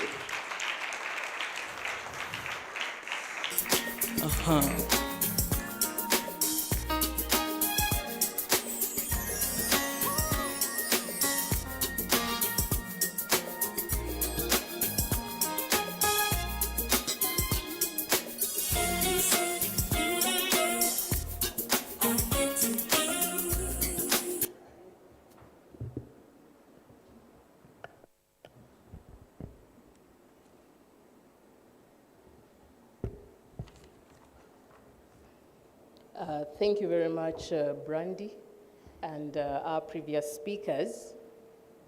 Being that I am government, I will start with the norms of recognizing protocol. So the young people, please bear with us. That is how we do it in government.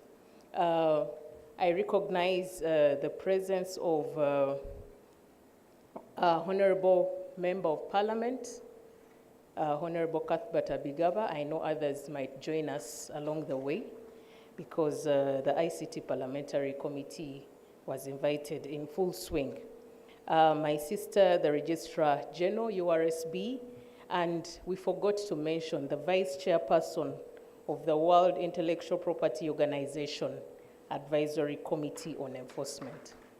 So when we see her here, she already has a role and responsibility in ensuring that, intellectual property is enforced in terms of creating awareness and in terms of ensuring that we do protect our innovations. I also recognize the chairperson of the ICTAU Association, my sister Elizabeth Ntege. I also recognize our partners who have helped us have this conference here today. And in particular, our partner KTA Advocates, please stand up for recognition. Do we have Council Mohanji around? Yes, and your team, thank you very much for the support in this avenue. We are expected to have delegates from the US Embassy. Do we have any around? Yes, you're very welcome. We are also expecting heads of representatives from the EU. But in absentia, we do recognize your support and partnerships. And to all of you, the young people, our invited guests, the innovators, the press, ladies and gentlemen, whether there is a toolkit or guidelines to inform people on how they should conduct the property, intellectual property journey. Yes, we have come up with that toolkit that we are going to present today. And it is a toolkit that will be available digitally. We are discouraging hard copies as much as possible due to the environmental, restrictions and environmental calls that we are bearing too. So in terms of policies and regulations, Uganda is doing well. We have the right policies, we have the right regulations, we have the laws, but enforcement is our weakness. So forums like this will help us and enable us to enforce this better. We also have a rating of 42% when it comes to the innovation space. We have done and created a lot of innovations. The Innovation Hub, the National ICT Innovation Hub, is only one of those centers or spaces where innovators have been converged to be able to improve their innovations and even grow them.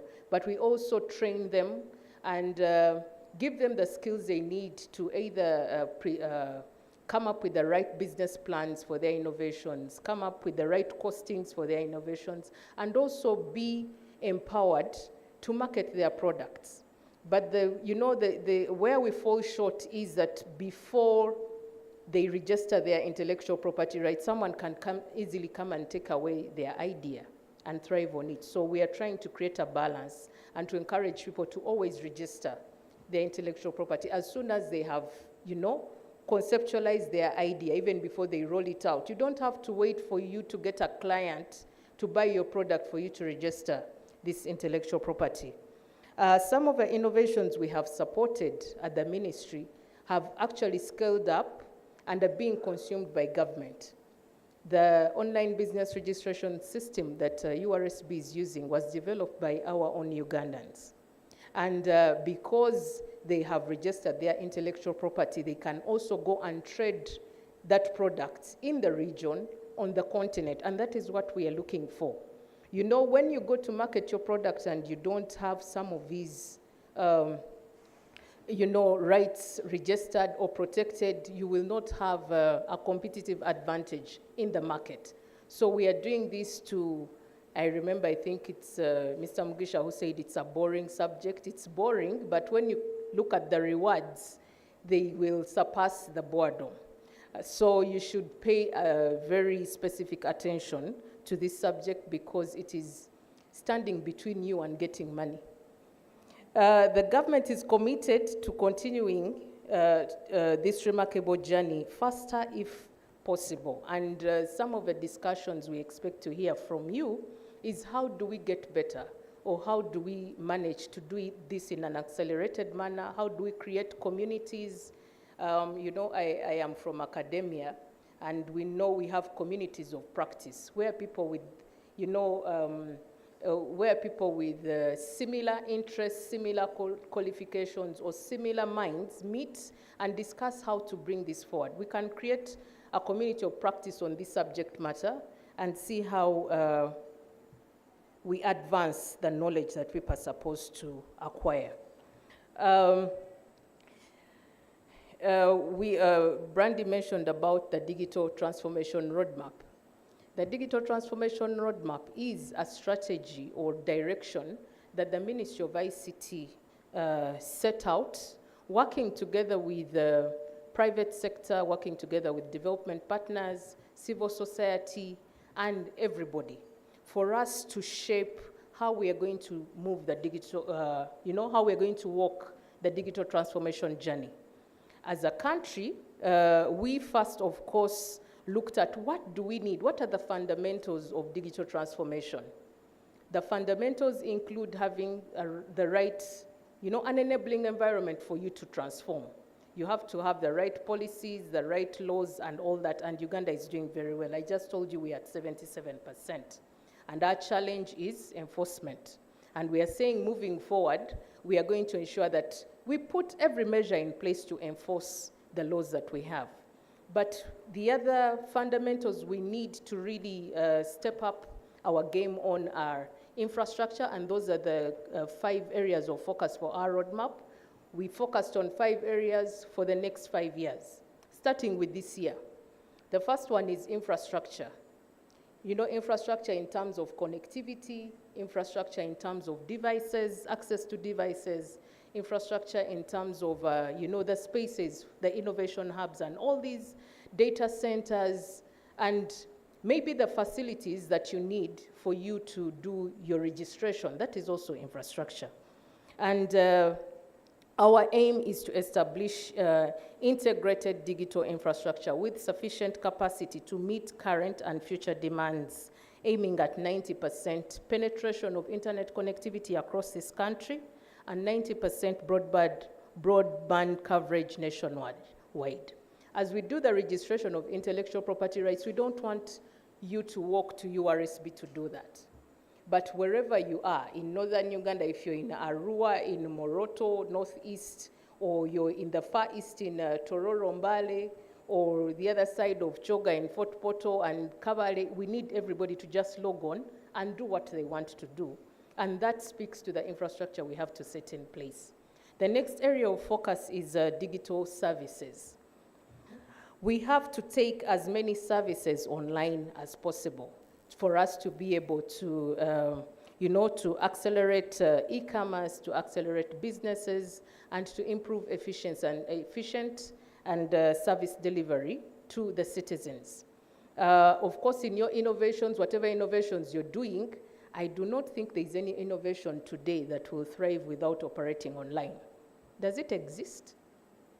I don't think so, because that is the journey we are now walking. So emphasis is also put on digital services. The third area of focus is cybersecurity, data protection, and privacy. We have to create trusted systems, but at the same time protect people's data.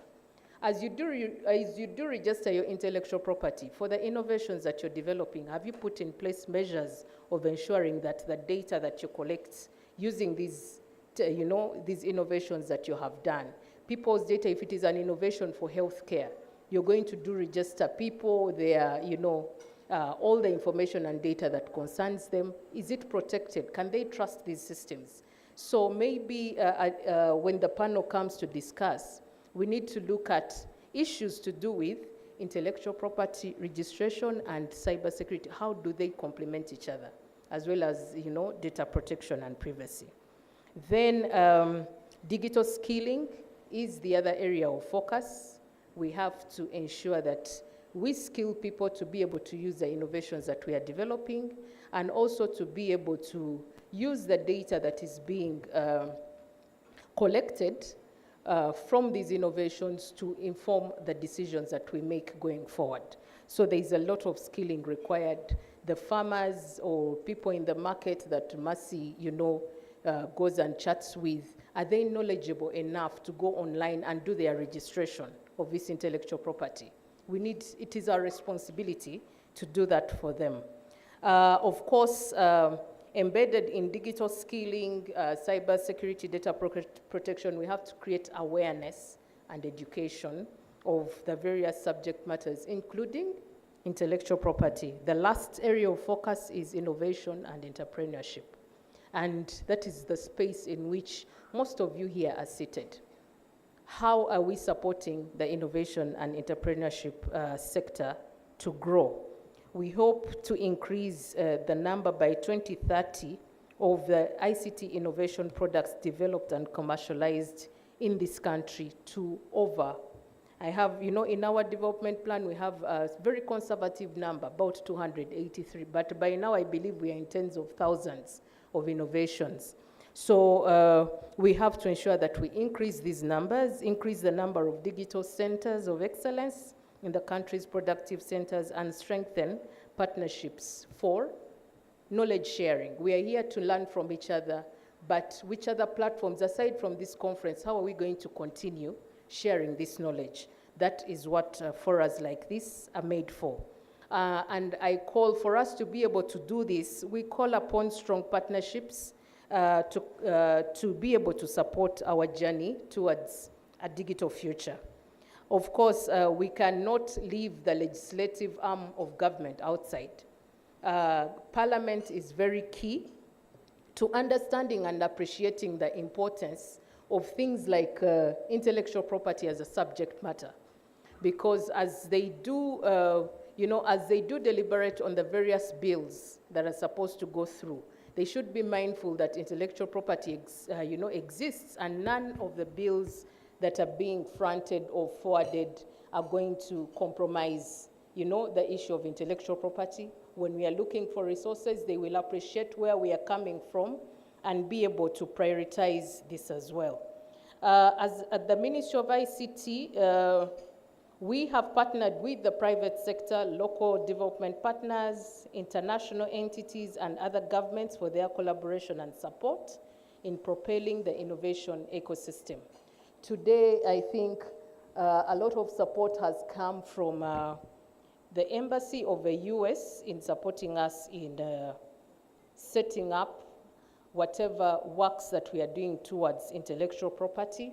We congratulate our country towards having got off the gray list of countries that, where they discourage investors to go or tourists to go and anything like that.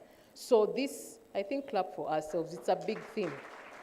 For those of you who don't know that it's a big thing, please go and read about the disadvantages of being on that list. Then you'll appreciate why we are clapping for getting off that list.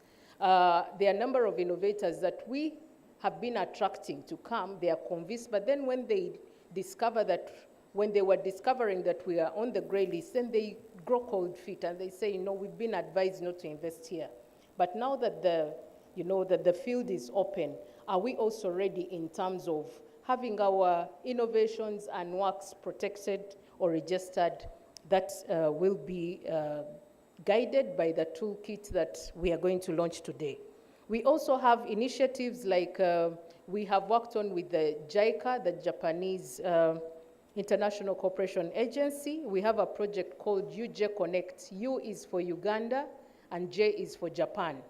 We are looking at connecting Uganda and Japan by looking at business matching. We are matching companies that are looking for employees. As you young people call it fun fact, but the fact is that Japan is one of those countries with the oldest population in the world. And then Uganda is one of those countries with the youngest population in the world. So Japan is looking for people to work for them, and Uganda is looking for where to work. So we are trying to connect the two to leverage on the advantages that are there. So your innovations are going to be very resourceful. The skills that you're building for yourselves are also going to be very important in such avenues. In line with infrastructure, we have the Uganda Digital Acceleration Program funded, or project funded by the World Bank that is aimed at expanding infrastructure, ensuring that we have connectivity in schools, in hospitals, in administrative centers, and then also in hubs. We are also going to connect post offices across the country because our aim is to turn these post offices into one-stop service centers. The post offices are no longer delivering mail. No one, do you receive letters anymore? I don't know whether the young people have ever heard of letters, but the older people like us used to really use the services of the post office. But today we want to turn the post offices, because they are strategically located in different towns across the country. We want to turn them into one-stop service centers where a person in, for example, Moroto district walks to this center, can apply for their national ID and get it delivered there, can apply for their passport and get it delivered there, as opposed to coming to the city to do that. So it is about decentralizing service delivery to the different areas. But the outcome is that we expect that these service centers will create employment opportunities for the people in those regions.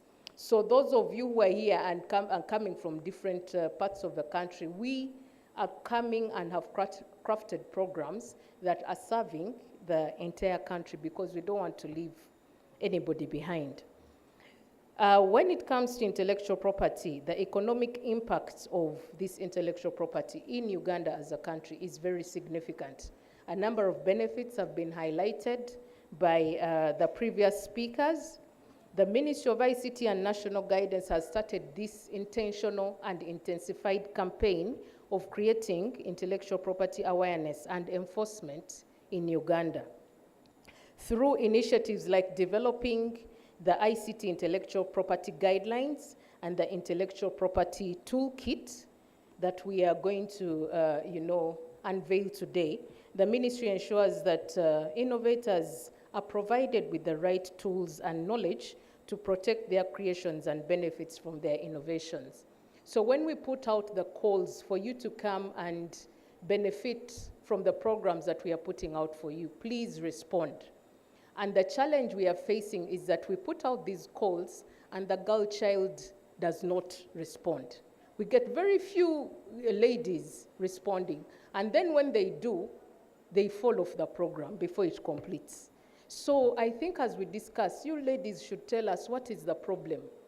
Why aren't you responding? Or even when you respond, why aren't you completing? What are the challenges? Because if we appreciate the root cause of the problem, then we are going to be able to come up with solutions or tailor these programs in such a way that you benefit and complete. Because it is really painful for us to have spaces that, okay, but I'm going to say it here, it's painful to have spaces that are male-dominated,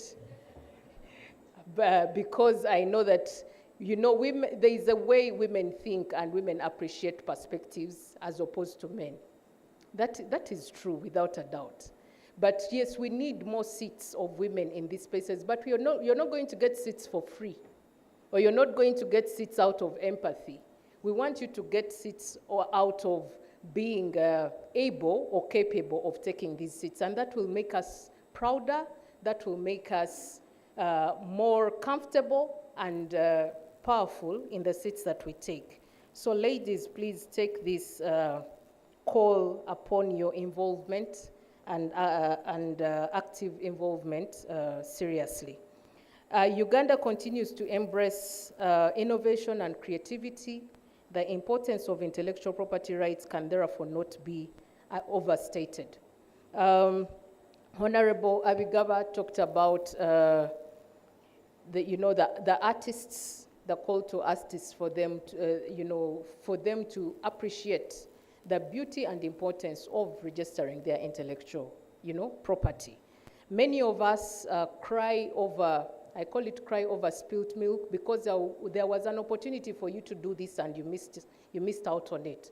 So with the toolkit that we are going to provide, both I think there could be a few hard copies. Shirley, I don't know whether you have hard copies, but we need to have reference to where the soft copy is. It will be somewhere on the website of the ministry, on the website of the Innovation Hub, and on the websites of the innovation hubs that we are supporting. We have supported the setup of Kabale University ICT Innovation Hub, Soroti University ICT Hub.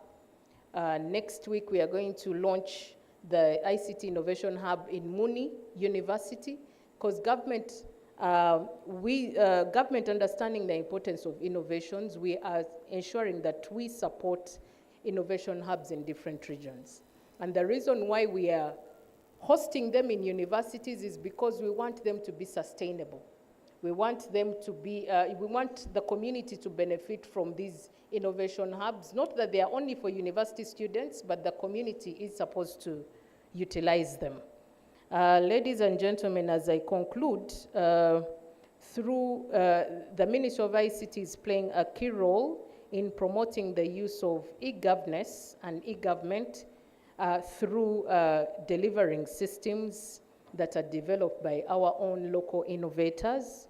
I only mentioned one of them, the online business registration system, but we have several. Ministry of Education has the Education Management Information System, also developed by Ugandans. Please clap for them. We have a system, the Parish Development Management Information System was also developed by Ugandans. It has been used to register all the beneficiaries of PDM. When you hear that someone has benefited from PDM, that person is registered in that system. And we can track how much money they got, what they have used it for, until they will return that money. So we are putting systems in place to support government monitoring and government enforcement of the programs that we have. We have also developed the electronic procurement system. If you have heard of EGP, if there is any of you supplying anything for government, today you have to do it through the EGP system or e-procurement system, and it was also developed by Ugandans. There are so many systems that have been developed. In government, we also are digitizing our records management, and we have the electronic document record management system, also developed by Ugandans. So we have built now the capacity to trust our own systems. The safe border business is a Ugandan thing, isn't it? It is not foreign, so that is working towards enhancing and improving transport in this country, and so many more. We have fintechs at the airport. Those of you who have gone to the airport, whether to drop or to travel, I know as you walk out, if you didn't know, for those of you who still go to that ticket house to pay for your ticket, you can pay with mobile money. Do you know that? You can just log in your number plate into this, I think it is *127#, if I recall. Put in your number plate, and then the amount of money you're required to pay will come, and you'll pay it off your mobile money and drive out. So, and the systems behind this are all Ugandan-based systems. So we have got to that level of building systems that we can trust as Ugandans, and are using them to improve service delivery. So in this light, the Ministry of ICT has the responsibility to ensure that all the intellectual property of these systems that are developed is registered. Because the aim and objective is not only to stop at consumption within the Ugandan market, but we want to expand beyond the boundaries of Uganda, serve the regional market, serve Africa, and together we shall grow the Africa we want. So let us celebrate and protect intellectual property, for it is the foundation of our future prosperity. I thank you very much, and I say this for God and my country. At this juncture, allow me to recognize the presence of Honorable Nsereko. Please stand up for recognition. He's a member of the ICT Committee of Parliament, together with Honorable Abigaba. And when we have them here, we know that our security in terms of intellectual property is tight, because they are going to go and be the campaign agents for intellectual property awareness across the country. I thank you very much, and do I take this opportunity to declare this open? This conference open, but I feel we are in the middle of the conference. But I take this opportunity to declare these discussions open, and that whatever we have to borrow from this, we go and implement. Honorable Nsereko, you had the floor. Honorable Abigaba spoke on behalf of the committee, but we shall allow you to chip in at one time to say something about this. I thank you very much. Thank you very much, Dr. Amina Zawede. Another big round of applause for our permanent secretary. All right, that's the energy. So PS, before you sit, would like you to unveil the toolkit and the intellectual property toolkit. And then after that, we shall have the panel. And once the panel is done, we can have Honorable Nsereko close the conference.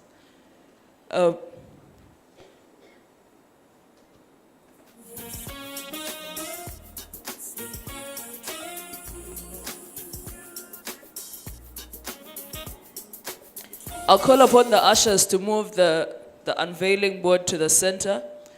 I would like to also invite,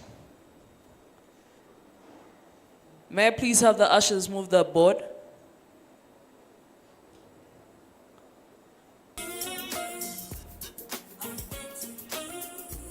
So I would like to invite the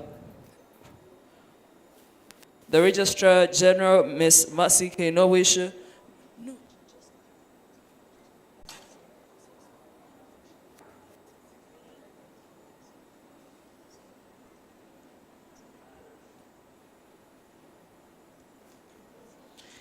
As you can see, even the people who are carrying our unveiling are women. So we are doing so well today, by the way. All right, so I'd like to invite PS, Dr. Amina Zawede, invite the Registrar General, Ms. Masika Inowisha, invite the Chairperson, ICTAU, then invite Engineer Abigava, and invite Honorable Mohammed Seriko, and invite Kenneth Mohanji. Who else should I invite? This PSF, in fact, this table, come and we unveil.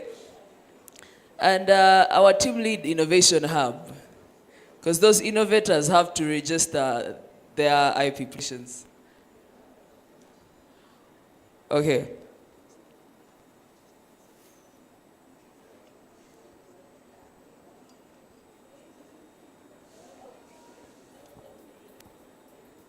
Okay, so I would like to invite Ms. Masika as the Vice President of WIPO. So 3, 2, 1, in partnership, you unveil. Okay, 3, 2, 1, 0. All right, thank you very much, Honorable Mohammed Nseriko. There we go. Thank you. DJ, please play us some music. Okay.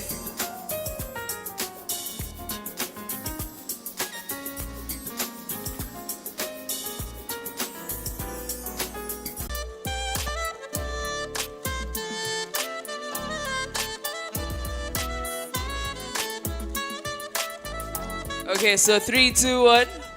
3, 2, 1, say IP. 2, 1. 3, 2, 1, say IP. Awesome. Okay, thank you very much. A round of applause for everyone here. It's a magical moment. Okay, so without further ado, we're going to get into the panel. Where's my phone?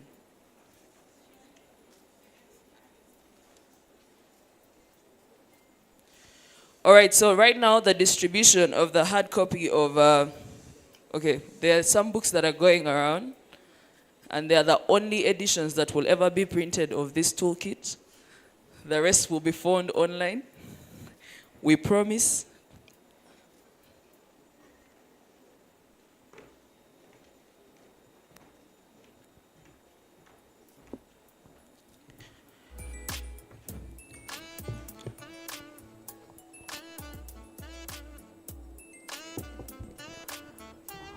Okay, so we have some snacks, but I want us to move in a very organized behavior. We shall move table by table.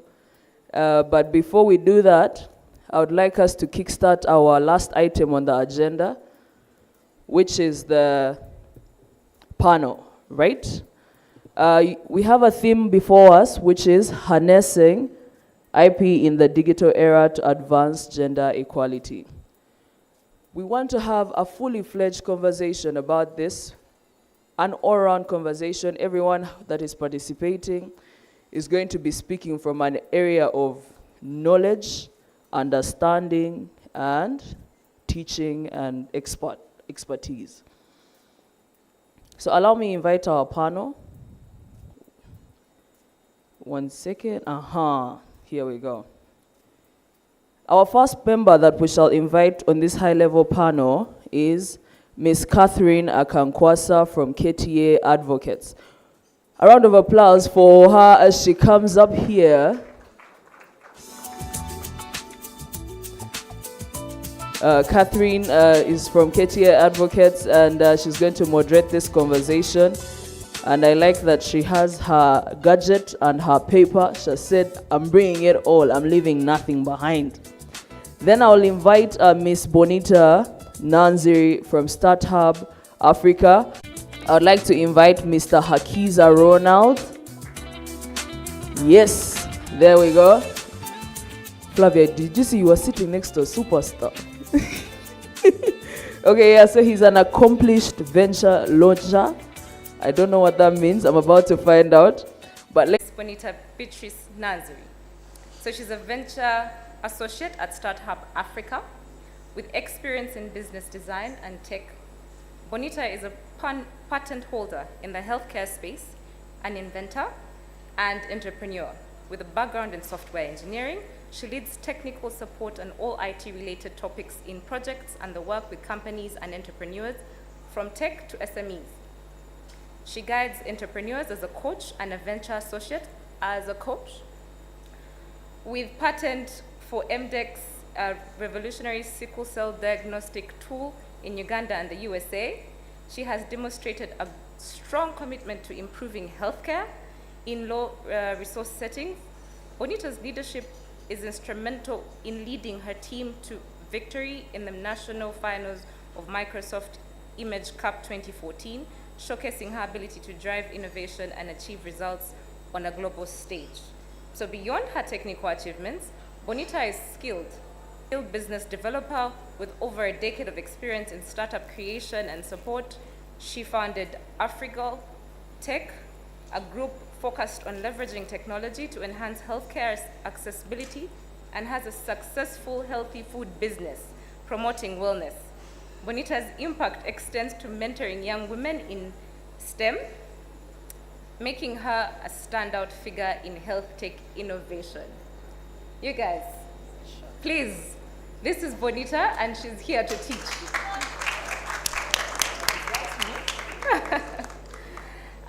Then we have Miss Shirley, the most famous Shirley in the room. Shirley Gladys Nachedre is a senior ICT officer and IP management specialist at Ministry of ICT and National Guidance in Uganda. She's an alumna of the Young African Leadership Initiative program and the Alumni Thematic International Exchange Seminar.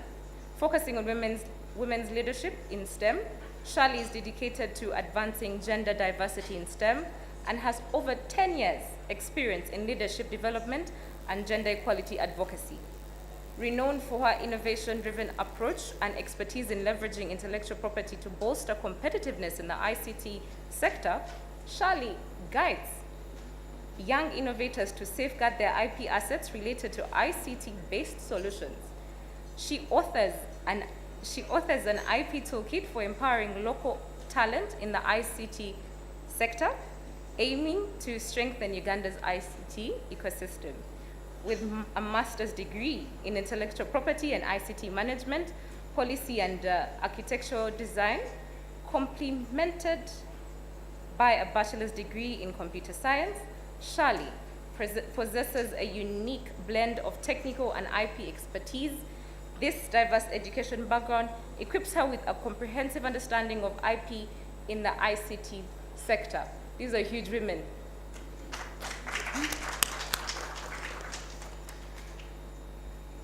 Mr. Ajit, how are you? Okay.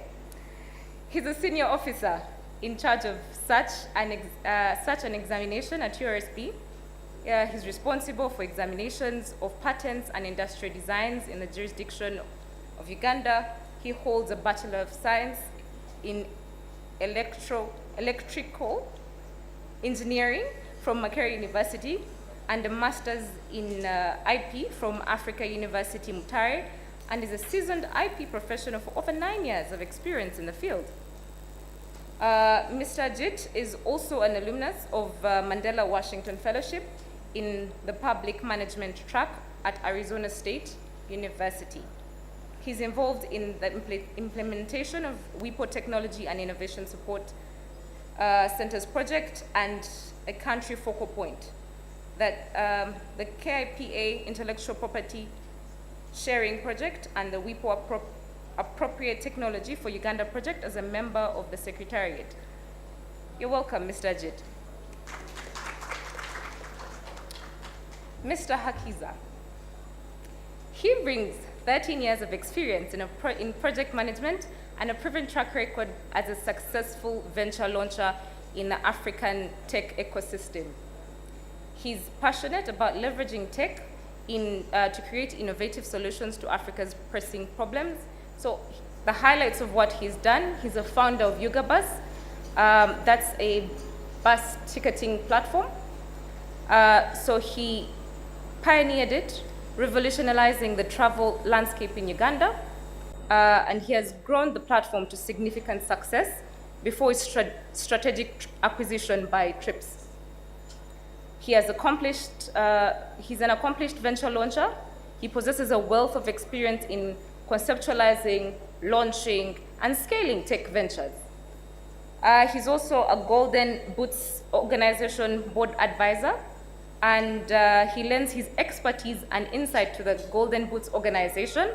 It's a non-profit NGO that empowers young people to build resilience, secure their future through sport, and become change agents in their communities. He's also a tech advocate, considering he's very passionate about tech and its development within Africa, and he believes that technology can positively impact lives. So beyond just business, Hakiza is a firm believer in giving back to the community, and he actively mentors the young entrepreneurs and participates in initiatives that empower marginalized groups. Ladies and gentlemen, let's begin. Thank you. So, IP infringement really poses a significant risk to startups and new businesses, potentially undermining the market position, their revenue streams, and competitive advantage. Ms. Bonita, what are the success stories of young innovators who have effectively utilized IP protection to drive innovation and entrepreneurship in STEM fields? Generally, just sharing your story. Thank you. So my story starts out when I'm at university. I lose a friend to sickle cell, and at that time we were learning how to develop apps. It was the in thing. I'm quite old. Apps by then were the cool thing. So we start working on this, and it stops being just a fun project. And when I start volunteering for the sickle cell network, I find out that whatever it is I'm building is not something I should leave on my laptop, but actually put out there. So we become a little bit more serious about building this. We start attending international competitions to see if we can be able to secure some funding. And along the way, we won the Imagine Cup National Finals and went on to represent Uganda at the World Finals in Seattle, after which a few people picked interest in what we were building. And one of these were the core Microsoft research team, which kept on engaging us and equipping us with resources. But in one of the feedback calls, they asked what the core challenge we were facing was. And being the team lead, I shared that we are speaking at these conferences, we are presenting this idea, but we are not sure if someone can pick it up and run with it.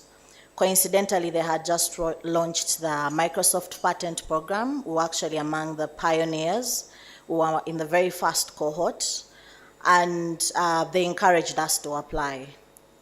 Initially, we had tried to and patent, but by then it was being done mostly, we had been advised to engage a repo, but we also didn't know what to draft because they told us you had to draft something. I'm a techie, I'm a software engineer. Sitting down to write stuff was extremely hard and challenging. So when we become a part of this program, they first assessed to see if our idea is actually patentable. And we sat through, back then there were excruciating meetings where they're asking you all these tiny little bit details about what it is that you're building. Okay, you're looking at sickle cell, cells, you know the diameter of the red blood cell. You're trying to come up with a hardware. Do you know how, like those tiny little bit details that we didn't think were important. And thank God our idea was patentable, so we sat through meetings with engineers, with lawyers, with hardware designers, and I think in 2018, we were able to secure our patent. We first got the one for Uganda, and then we also later got the one for the US. So what this did was, we were able to raise funding with the patent, because whenever we would try and approach a potential funder, or if we sent in our pitch deck, and they could verify that we actually have a patent, we were able to raise funding. We raised at least up to 100,000 USD, mostly for research and development. But I think this was a bit easier on us because we were patented. We made a few mistakes, quite a lot of mistakes along the way, but also we were quite early for our time. We were speaking machine learning and AI in 2014. We were core techies. I remember the first time I had the word business model, I was presenting to someone and they were like, okay, this is quite interesting. What's your business model? And I was like, sorry, what? There's a lady on the panel who asked, what he's trying to say is, how do you intend to make money? So that's when we realized that we had overemphasized that tech bit, but we hadn't really paid a lot of attention to the business bit. But IP, first, it gives you the confidence to speak about what it is you're building. We've seen young people talk about, yeah, I'm developing something. It is something that will do something that will help you do this thing. But you see, when you have IP, you're a bit more confident to give people details. Initially, I would just pitch and say, we are developing a smartphone application to help you diagnose sickle cell in low resource settings. But now if you ask me what exactly that looks like, I'm a bit more confident to tell you. And because of this, we were able to secure strategic partnerships with design institutes that helped us figure out how do you, like the hardware that you're developing, if you're going to scale, how do you plan on doing this? So I will emphasize and insist that supporting innovators to secure their IP is critical. Maybe the other thing is the cost and the process. I'm very thankful to Shali and the ministry that this is something that they're pushing full blown. In our days, IP, they had to send you to a specific lawyer who was the IP lawyer at that point to help you figure out all these things. So I'm very hopeful that maybe next year when we sit here, we'll have more IP holders in the room. Thank you. Thank you, Shali. Mr. Ajit, looking at what Shali has said, she's emphasized that one, the process is quite, sorry, what Bonita has said, you notice that she says that one, it's an excruciating process, and of course they made quite a number of mistakes during that period of time. So what are some of the common misconceptions about IP among young innovators, and how can these misconceptions be clarified? Thank you very much, and I will just jump on what one of the presenters mentioned. People usually assume that having IP, having that certificate, automatically means you're making money. And that is where most innovators go wrong with IP. IP is a means to an end, it's a tool. But most people, you could even say even 90% of our innovators don't even reach the point of thinking about IP. The first thought in most innovators, most of our young innovators, the first thought is go to the media. We have dealt with several people who, you know, I made my thing, the first thing I did, I went to this TV station, gave a detailed interview about what I did. 2 weeks later, he walks into our office saying, one of my friends advised me that I need to get a patent. So we go through the process, and excruciating as is mentioned, tell them draft this document, where they cannot, we try and help them to come up with at least a template of what they can do. And they finally apply for patent protection. A few months later, the report comes back, and it's showing that 10 out of 10, the documents that prove that their innovation is not new came from their own publications, in the media, in putting it on the internet. And yet what people don't get about IP is that IP is based on novelty. To get that patent, whatever you're doing has to be new. So that's one of the biggest things that our innovators find as a challenge, the excitement to go for the media. Another thing that was mentioned, and just building that because it was picked on, is that many times people sign away their rights willingly. We've had several innovators come in and say, I did this research with this and this university from abroad. They gave us $1 million to do this research. We found the thing, sent the information. 5 years later, we are seeing they are selling this amazing drug to the Pfizers of this world for billions, but they've given us nothing. So we look at the document together, and we find there was a clause somewhere down there where it said, all the IP shall belong to the funder. So that excitement of seeing this initial money, they don't read the documents to see what exactly is going to influence who owns what. And so IP is an afterthought for most innovators, and that's where the biggest problem comes from. And I do not want to exhaust speaking because I could spend 30 minutes on just that question. So I think that's, for me, the top two when it comes to our innovators. Thank you. Thank you. So, Shali, in light of what he has said, what resources and tools are available to help innovators and entrepreneurs navigate the complexities of IP protection and brand building in the digital space? Okay, thank you. Well, in this digital age, literally we are privileged to have more resources and tools available for us. And there are lots of databases that are being made available for innovators to identify what is already existing so that you can come up with something different that is going to contribute to that growth of technology within the industry. The WIPO has a database for patent searching and trademark searching, and in a way is that these tools are put out there so that before you register your innovation, you identify what is already existing, and then so that by the time you submit your registration, you are sure that whatever you have applied for is unique and novel. Just like we saw under patents, the different requirements that are required for you to attain intellectual property is you having something that is unique. So how would you know that whatever you are working on is unique, and how will you know that you are contributing to what is existing? So we have those databases out there, and these are the different resources that innovators can look out for and fully utilize. We also have tools. The URSB developed the national IP policy, and this enables innovators within our ecosystem to know which laws literally apply for them and how best to leverage intellectual property.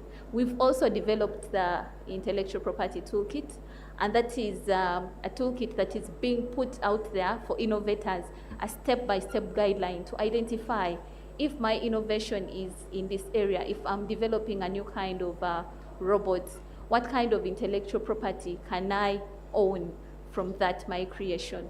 So on top of the toolkit, the ministry is also finalizing the development of the ICT intellectual property guidelines.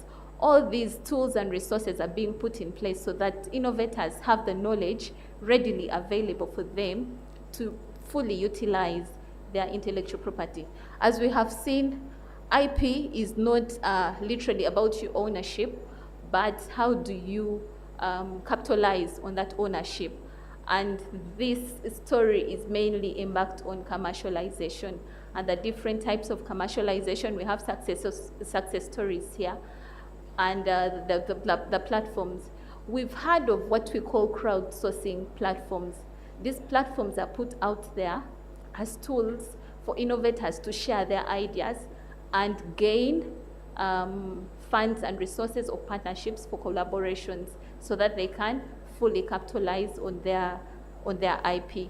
So the tools are available, and we can always reach out to the URSB, to the Ministry of ICT, the websites. They have made this information readily available for the innovators to identify what processes are required of them to fully capitalize on their IP, the registration processes, the applications, at what stage you can ideally even track the level of your IP. If you have submitted, you will have the opportunity to track that. Okay, well, now it is under publication, now it is under examination. And we also have an innovator among us who is developing an IP portal, and this will enable our ecosystem supporting innovators to put out there their IP. If I have if I have a patent, for example, on an application that I developed for health, can I put it out there so that other funders or investors, other partners, people who would like to utilize or work with me in line with growing that application, because it could have a different algorithm that is already not existing in the market. So these tools, I think I will encourage the innovators and the entrepreneurs amongst us to reach out. The National ICT Innovation Hub also has a platform whereby it avails this information out there for the innovators to continuously attain themselves with the knowledge, and as well as providing the different resources. We've also had intellectual property clinics, and it's through these clinics whereby we have availed the experts readily available to contribute to the growth of the innovation ecosystem. If an innovator has an innovation in place, they can come to an expert from the URSB, from the KTA advocate, from the Ministry of ICT, and they help them identify. Because with intellectual property, you need to first of all assess what kind of IP is going to come out of what you have created. We saw from the presentation of Mr. Mugisha that out of your idea, you can have various forms of intellectual property. And the more forms of intellectual property you have, the stronger, and as well as the economic value you will achieve from that. So these different forms of assessment can help you identify what you are eligible for, and then you pursue that, that journey in that area. Thank you so much. Thank you, Shirley.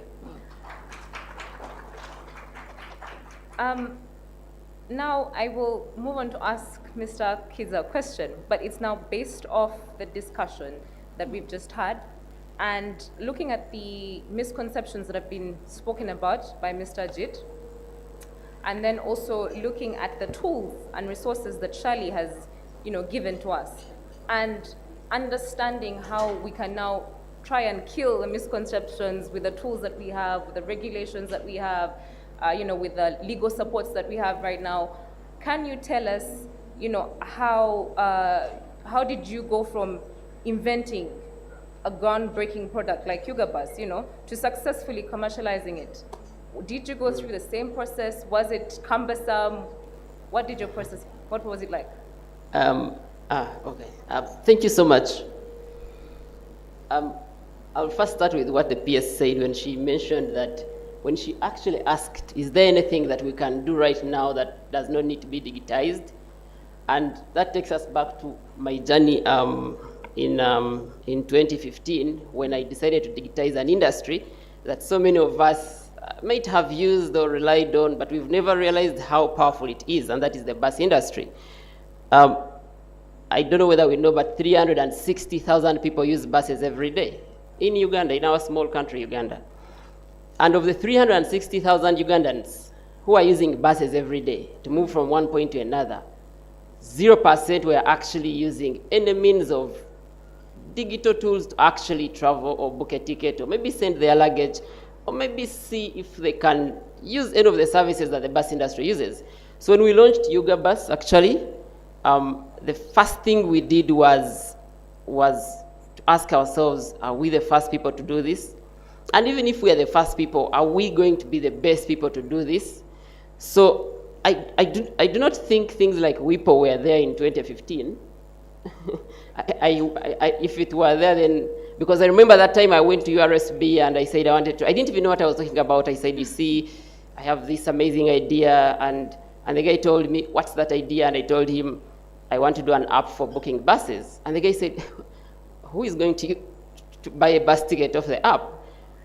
I wish he knew that 5 years later, we would have sold over 1 million bus tickets on the Yuga Bus app. I wish he knew.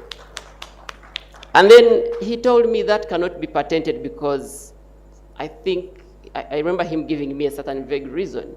And I really want to appreciate URSB that now it's a very streamlined process. I mean, you can do so many things online and the process is very easy. But as we talk about IP, I want us to also remember that the same way we've been able to streamline things like company registration and taxes and all that, is the same way we should be able to streamline this entire process. The toolkit here might not be enough for all of us.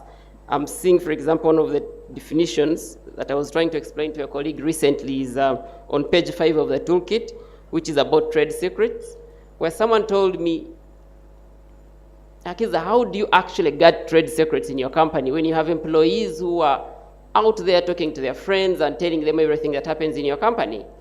And the definition here is actually good. It says, protect confidential business information that provides an enterprise with a competitive edge. Now, when we ran Yuga Bus, it was a tough journey. Talking to bus operators, one of the bus operators asked me, young man, I've run this business for 20 years and I didn't use the internet. How are you convincing me that your internet will make me run my bus company more efficiently? And as I tried to explain, I think the English was so much, and the guy called security to kick me out of his office. So, well, luckily enough, several months later, we worked together. And he was a very pivotal figure when we were actually doing the acquisition.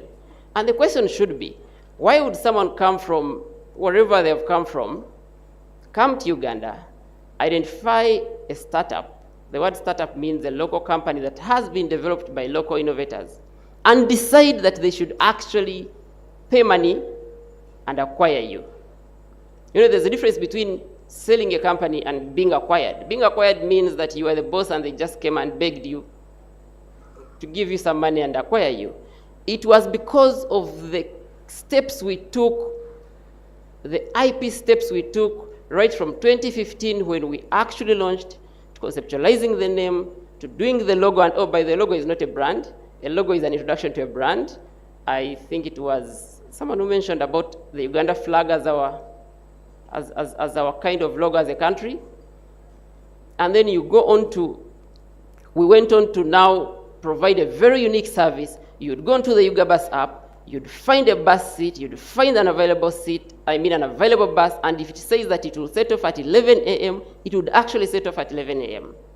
we also had a review system on our app where we would say, if you take that bus and that bus is either dirty or it has cockroaches or your luggage gets lost, please come and review.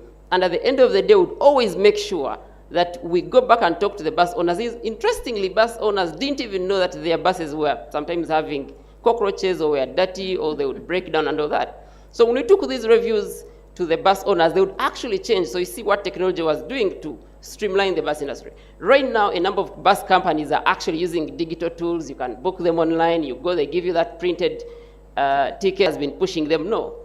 Some of that contribution was because myself and the team, and by the way, that team comprised mostly of ladies. So when people say that ladies don't innovate, then you've not worked with amazing ladies. The amazing gents and the super ambitious ladies that were on my team at Ugabus made it possible for us to digitize the bus industry. And that is how other companies and other players actually came into the market, and now it's pretty much an organized industry. And then, like they said, when you have a certificate, you also need to look at the commercial value. The commercial value may not come now. For our case, it took us 5 years to ever realize the efforts and the stress we went through to actually put in place all these IP measures at the very beginning from 2015 to 2021, when we are now negotiating and doing due diligence for the acquisition to happen. Thank you so much. Thank you, Mr. Akiza. Thank you. So I realized that in both stories of Bonita and Mr. Akiza, you notice that there are quite a number of challenges. You know, it's challenging from the start as you set up, not knowing exactly what are you protecting, where do I get the protection from, how long does it take, I know, setting it up and putting it on the market and what's on. So now I would want to understand, Ms. Bonita, what do you think are the challenges that young innovators face, and how do you think we can overcome these particular challenges? You know, putting into consideration both what we've had from you and what we've had from Mr. Akiza. Thank you so much. So I'll give a twofold. I'll share a bit of some of the challenges I faced, and then I'll share a bit of what I have seen in my current role. So some of the challenges I faced when we were starting out, first and foremost, we were software engineers building in health. We did not understand that there are rules or ethics and non-negotiables in the health space. So as a result of that, I have data that I can never use because I collected unethically. So as innovators, it is important, as we are encouraging them to innovate, to help them understand that if you're innovating in the law, we are seeing a lot of law tech coming up. What are the non-negotiables in the law space? What are the non-negotiables in the health space? In fintech, what are the non-negotiables? What are, when it comes, I think the PS talked about privacy, cybersecurity, data protection. Some of those things, a lot of innovators never pay attention to, and I was one of those innovators. Two, we never consider the business. We come up with a solution, but with a not very defined problem we are actually trying to solve. I'll give an example. When we first developed our prototype, 6 months of sleepless nights, we went to Mulago and talked to one of the hematologists. He used it and he was like, I cannot use this a second time. Of course I was hurt, but I took a deep breath and I was like, okay, what exactly do you mean? Then he mentioned that my solution was complicated, it was 6 steps, he's already doing 5 steps. If it was at least 3 steps, he would easily adopt it. I was like, So that's the first time I understood that there's something called user interface and user experience. So we went back, did a deep dive, got to understand. We worked with him for like 2 months until we came up with something that he actually enjoyed using. Then after that, he said, yeah, now this is amazing. The problem is, I am not the one that pays. Me, I'm just a user. I was like, what do you mean? That yes, everything I use is either procured by the ministry or the government. I just use. That's when it occurred to us that there is a difference between a user and a customer. In some instances, they are the same people, but in some instances, they are not the same people. So he advised that, if you went to CPHL, by then the National Health Lab Services was Central Public Health Laboratories. He was like, if you go to CPHL, they are the ones that actually give us all the stuff that we use in the lab. Off we go. We reach CPHL, they're like, yeah, this is amazing, but you see, that is not a problem we are urgently facing. We're like, okay, so now 9 months, we have been developing something that people are not very excited to pay for. So we're like, okay, we are going to spend 6 months with you. I'm going to volunteer with you for 6 months to just get an understanding of what is your actual problem. So we'd go to the field with them, would take part in all these sickle cell outreaches and stuff. Then I realized their core problem was, by then, they were collecting samples in the field, and all of them had to come back to Kampala, and then results sent out. So what did that click in my head? Okay, the turnaround time is high. By then, there were free sickle cell clinics that if you are a confirmed sickle cell case, you can easily be enrolled into free treatment. But without positive results, you cannot. And sometimes by the time those results came out, some of these kids had already passed. Then number 2, I asked, why do you have to carry all those things? I mean, there's a regional referral hospital here. Where are we carrying these things to Butabika and Mulago? They were like, you see, there is a specific machine that we use, the HB electrophoresis. And right now, we only have it at the Cancer Institute. And I was like, oh, okay. So the diagnostic tool is a challenge. Then they're like, also, not every doctor or not every lab person can be able to detect this. So we need hematologists. So for me, I identify 3 core problems. That 1, the turnaround time.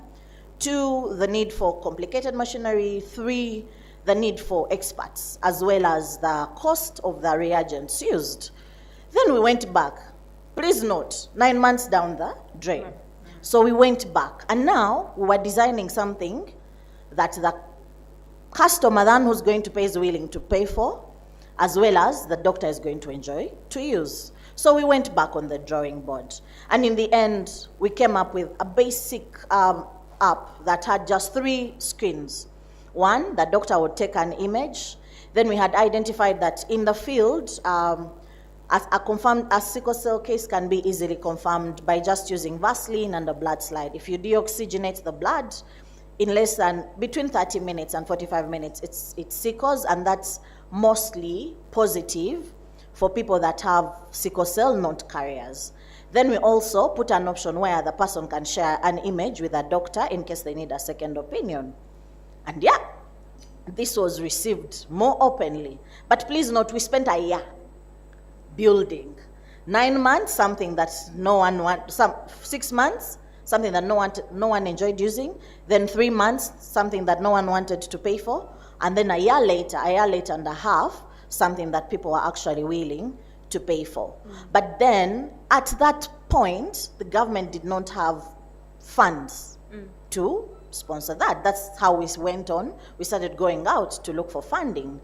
And you see, in the health tech, it's a bit different.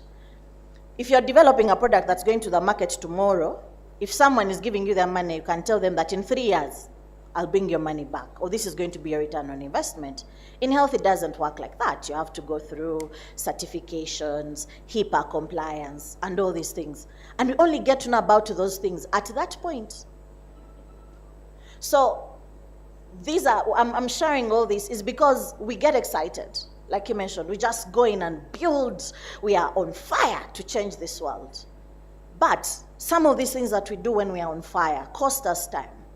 And I think 7 years later, I realized that I need to first take a step back and see where this is going to go. So I built something for 7 years, and after that I needed to take a break because there was no clear business model. And if you're not making money, your sustainability is going to be hanging. So I took a break. But how many people have how many innovators have 7 years of their lives to give to this? How many innovators are mad or as stubborn, like my parents would say, to keep on pushing and not go and look for a job. So anyway, 7 years later, I realized that I don't have a clear business model. Yes, I have all these things going on, but no business model. And yes, people will give me money, but then what after that? So that's why I took a step back and tried to understand, how do you commercialize an idea? And how do you build it right? Because how we know that we are doing things unethically is when we were trying to get an IRB, which I only got to know because a funder asked if I have an IRB for them to be able to give me some money for my research and development. So in all these, some of the challenges, what are the core processes? What do you need if you're going to do research and stuff like this? Then finally, what I have seen is the soft skills. A lot of innovators are not humble enough to accept correction. They just go out there because they're experts. They are not listening that, oh, you need a business model at this point, or you need to figure out some of these things. Some of them are not good communicators. When you speak to them one-on-one, they have amazing ideas. Put them in public, they cannot articulate them. So they miss out on opportunities like that. Then 3, some of them still do not have clear business models. They are just running with ideas that will be, I'm currently on a mission to support us in Uganda to stop building award-winning ideas, but to start building ideas that are actually going to impact, like what the ministry has been sharing, what is being used at URSB. But a lot of the people in the core tech are building award-winning ideas that will only stop at winning awards. How do we support them to build actual businesses out of these award-winning ideas that they have? Thank you. Thank you, Bonita. Understanding the challenges, the profession, knowing that, there are no clear processes. And I think if anyone here knew, at KTA, there's a whole process direction that we have. So now it makes more sense understanding that we need to have processes put in place such that the young innovators actually know what they need to do, when they need to do it, and also know that they need to create an understanding of the market, before you throw it into the market.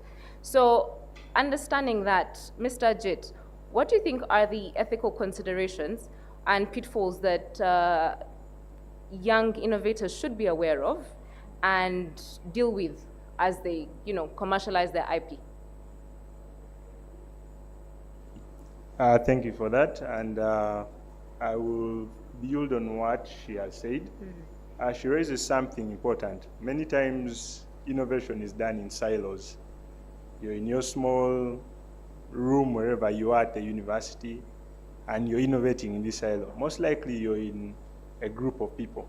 That brings the first ethical consideration that you have in there. You have a group of people. Can you control everyone in that group? Most likely, that's a no. IP, like the Registrar General says, looks at who came to register first. But in this group, how do you enforce a certain degree of ethical compliance? You need to have agreements in your small innovative group. That is number 1. Number 2, like she has mentioned, don't look at it as an innovation only. You're building a business. But many times our innovators do not have, and I am sorry to say this, 100% business sense. You will find someone has created a brilliant innovation. They want to be the one marketing it. They want to be the one pitching. They want to be the one developing the branding for it. And so we've had cases of innovators coming and it's like, I've developed this brilliant crop. And they ask, okay, what is the name? What's the brand name for your crop? H1X3. And we say, how are you going to sell H1X3 out there? So you need to also have the soft skill of having a team, building that team out there, but also understanding the social considerations.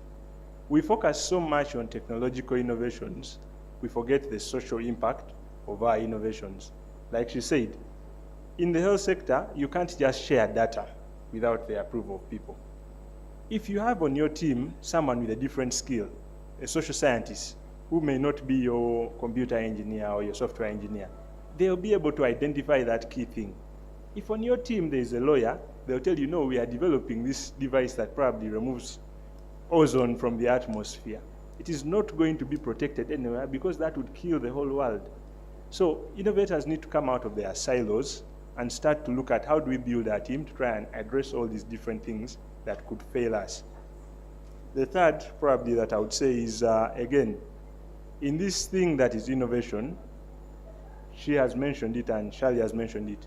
Impact is one thing that shows you that most likely this will have a market. People have done all sorts of brilliant innovations, but because the community that ought to absorb it does not see how it has an impact on them, it won't be accepted.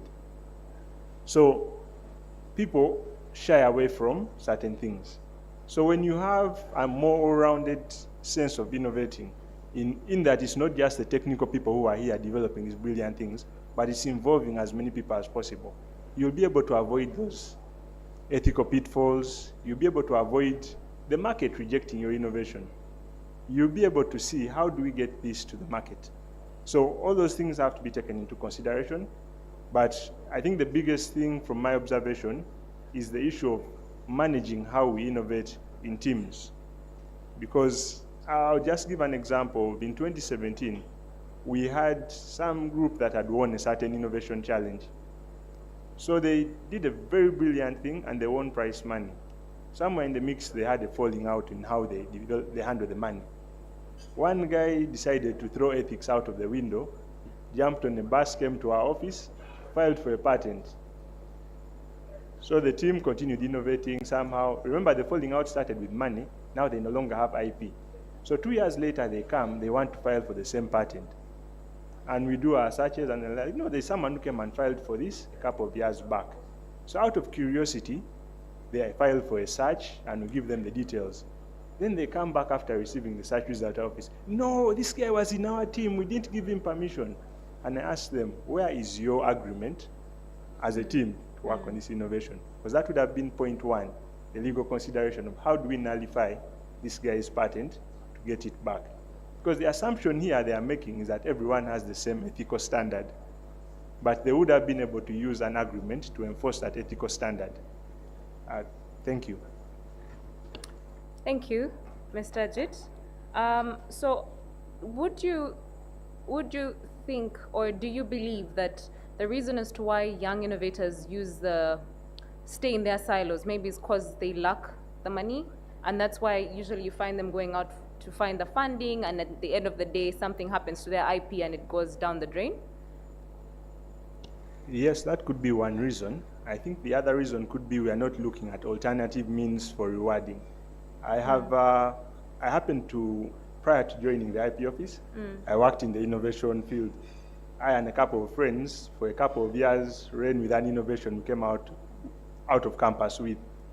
So we didn't have money, and we were just using sweat capital. Sweat capital is where we are calculating how much are you putting in time. And on the basis of that, everyone had a certain share of the company that was rewarded based on that sweat capital. So there are different ways to try and reward. Equity is one big way to reward if you do not have money to give immediately. And we've seen this being used in different places. Some of the biggest innovations or innovative companies that we see out there, the Googles of this world, are based on that. They started in a garage. Someone said, okay, me, I have 49, you have 51 because you're the one who brought us the garage. You're the one coding the thing, you have your 51%. Something like that. Yeah. You have equity. So that when the thing now breaks off, there is a value that you can attach to that equity. To what you did, there is that value. So I believe it would be an opportunity, for example, to get someone from the legal side and say, we have this innovation, we want to go this far. We shall give you 5%. And in the innovative world, surprisingly, 5% can be huge, given the current value that we have for IPs and innovations out there. 5% can be a game changer. So bring someone on, even if for just reading your agreements and you've given them that 5%, you do not have to have the money immediately. You're using equity. That is one option. The other one is deferred payment. So in the event we achieve these targets, maybe we'll be able to assign you the equivalent value for the work you've done. If we attain a $1 million valuation, then we can start paying you equivalent of 5% for the work that you gave us. So that could be the challenge, but the other challenge is we also live in a society where we don't want to think too far out of the box. Because as soon as you start saying equity, people are shutting doors in your face. Yeah. Like, you're giving me a company, I don't see the value of this in 5 years. Hakiza gave the example. For 6 years, guys were sweating. And if they had offered equity, by that time, the person would have run out. But at the 6th year, that's when they are selling their company at a humongous amount of money. So we need to also adapt an innovative approach to convincing people. And that's where now the social scientists might be able to woo the lawyer into joining. Yeah. While you, the innovator, you're going to go and explain your loops and how you're using different programming languages to come up with your thing. And that may not make sense to someone out there. Get the economist on board to also now explain the projections of where it's going. Let us not end in the silo. Okay, thank you so much. I hope we've picked from that and now know how we can make money such that we can pay to move out of the silos and create bigger groups. So, Ms. Shirley, what does the ministry, how will it support young innovators? How do you think it can support young innovators in acquiring, and protecting its IP?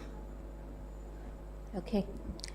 Well, the Ministry of ICT has actually already begun its efforts. With its establishment of the innovation hubs, it's already putting in place facilities and equipment to encourage innovators exploit their intellect. The establishment of the National ICT Hub in Nakawa and regional innovation hubs in different universities in the West, in the East, and in the North, to ensure that we tap into that potential that is not only within the central region, but also upcountry. With these spaces established, it does not stop on that, but it also puts in place different programs for mentorship, for incubation, with partnership with a number of development partners and the private sector as well. We heard from the Permanent Secretary about the different partnerships that we have entered into to ensure that we support the innovation ecosystem across the country.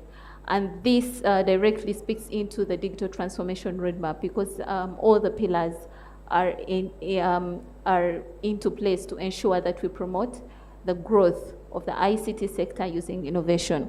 So on top of the incubation programs that are in the innovation hubs and the mentorship programs, we have one-on-one sessions on different topics.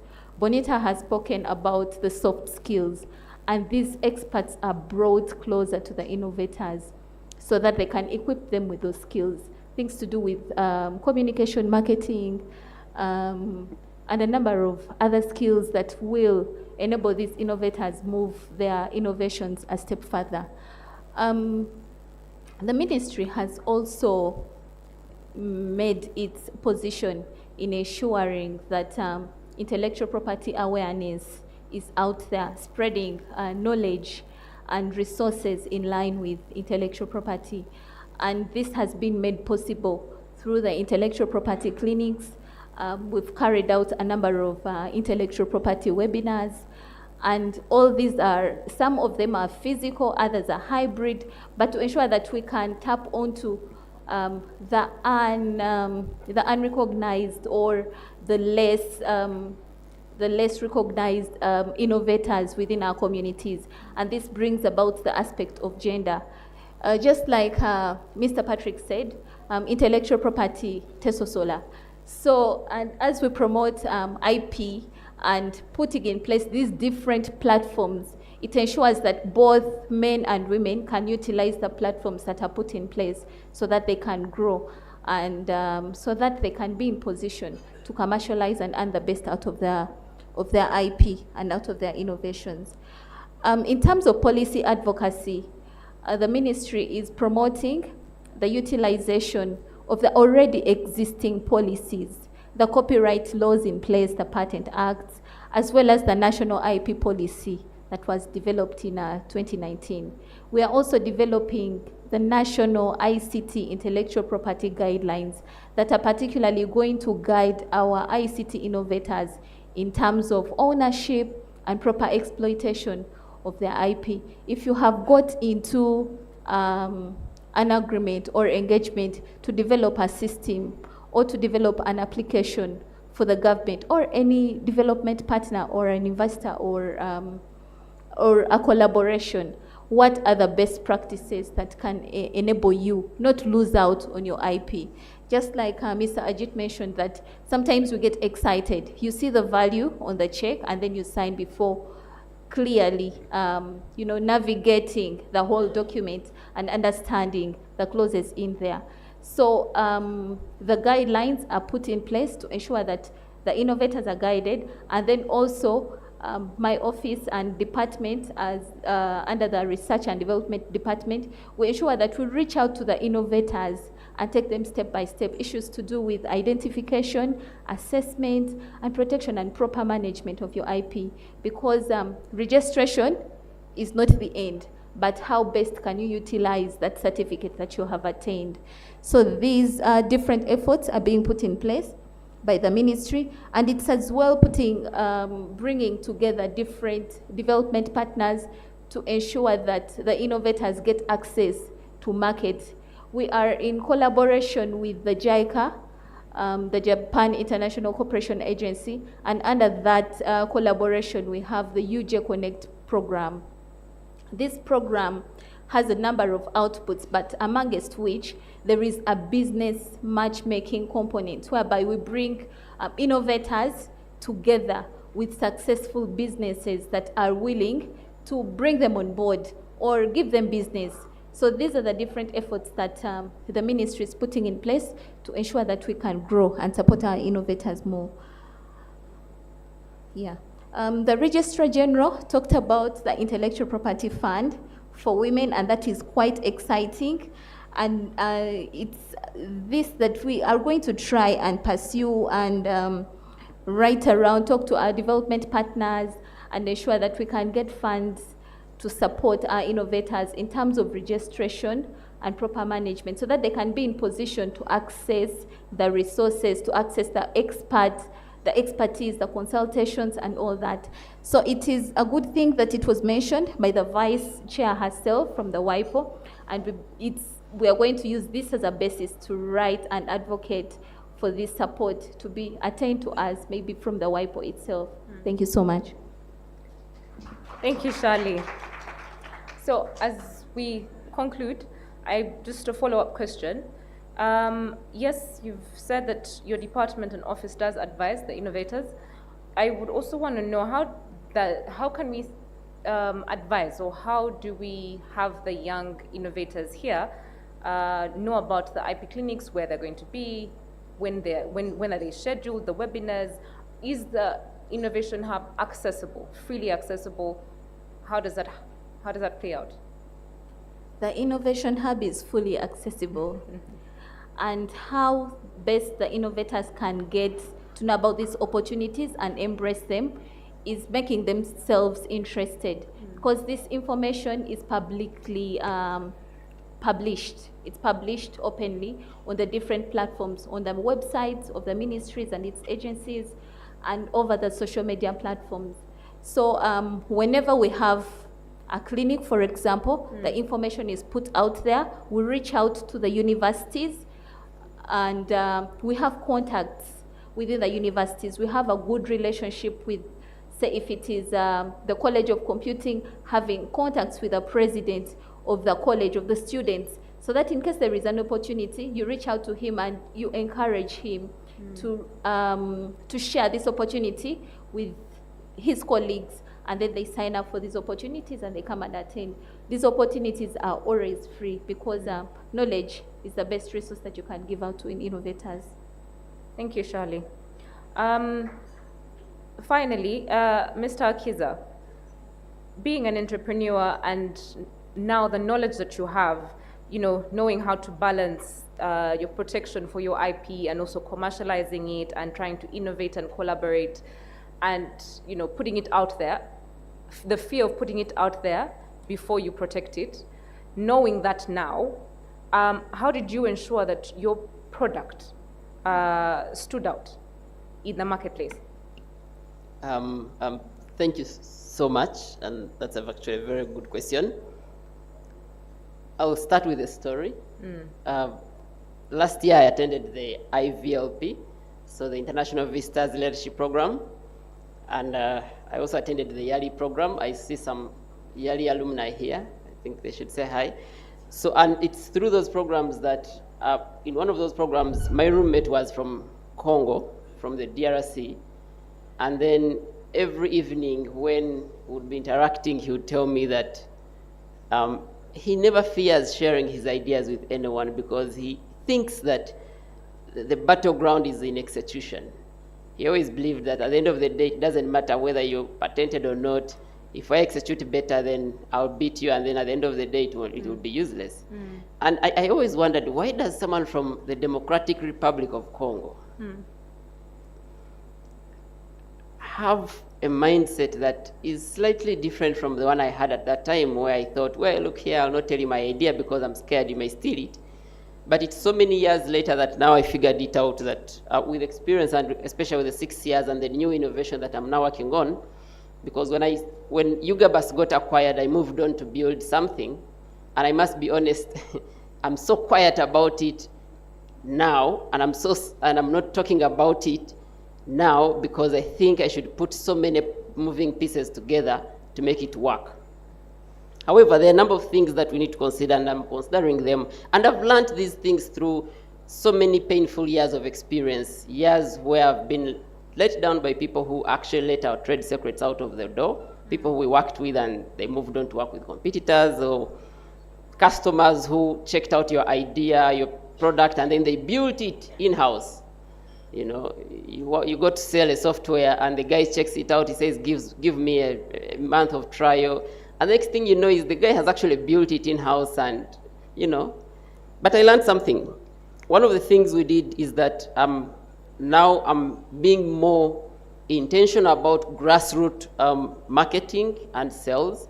So by grassroots marketing, I mean, and I think a classic example of a company that is so good at grassroots marketing is MTN.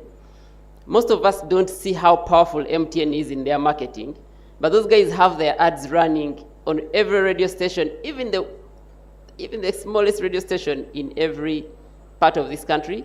They have agents across the entire nation, even in the deepest villages. Sometimes I wish our politicians could mobilize like that. They have this person-to-person mobilization. Another classic example is Coca-Cola, which I copy so much. Coke has this principle that says they want the arm's length principle. They claim that every time you feel thirsty, a Coke should be within your vicinity. That is something I'm deploying in my next innovation, that we should have that grassroots marketing and sales where we reach out to people where they are in their comfort zone, beyond good spaces like these that have AC.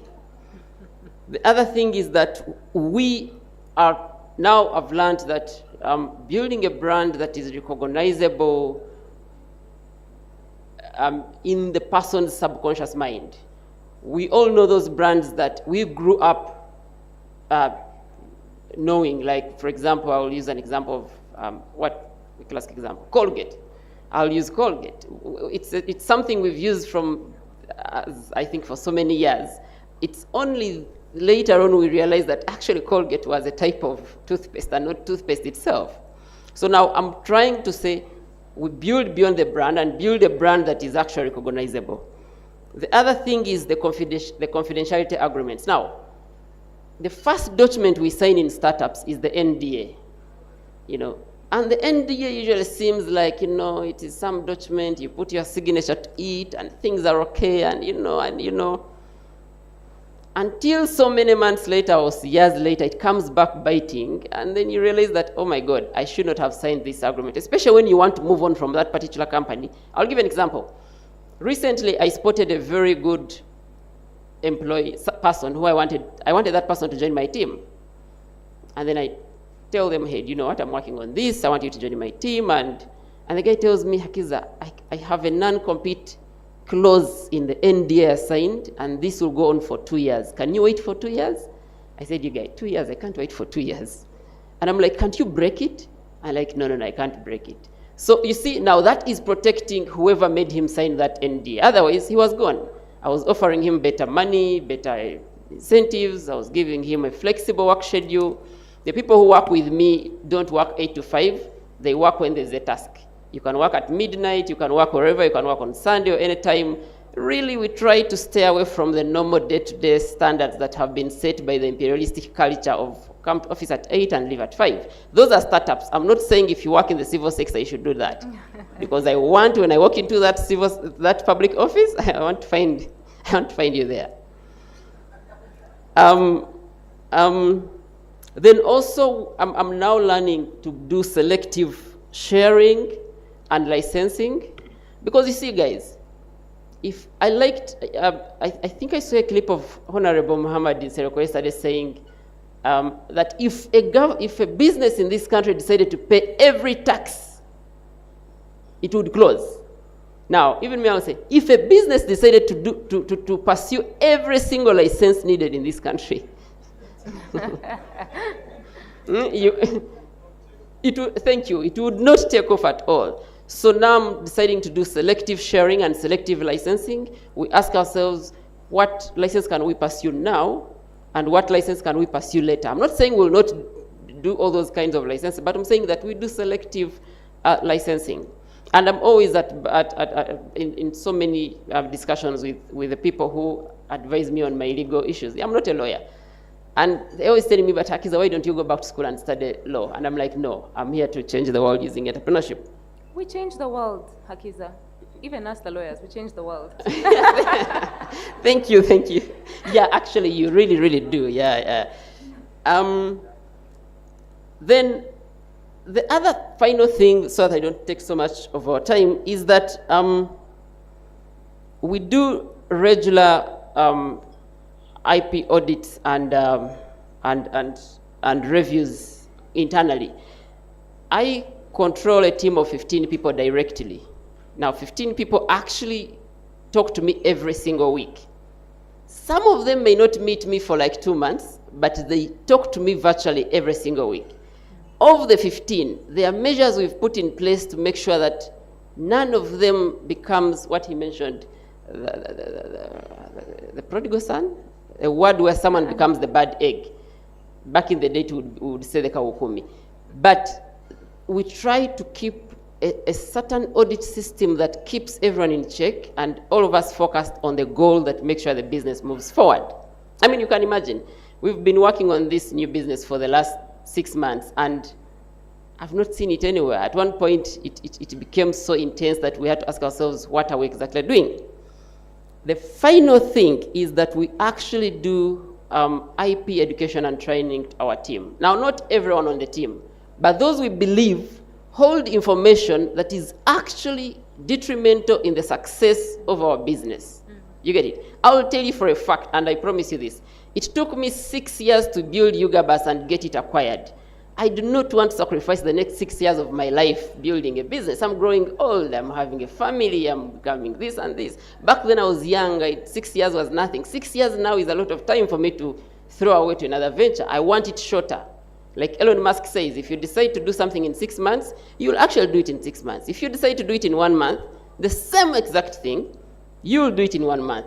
And I want to do that. And to do that, we need a team of Navy SEALs. And I really do not think that at the end of the day, the entire IP thing can be pursued and implemented and we commercialize it if the people on our teams are not walking the same path with us, or they are not very well educated or trained to be able to see what you're actually seeing.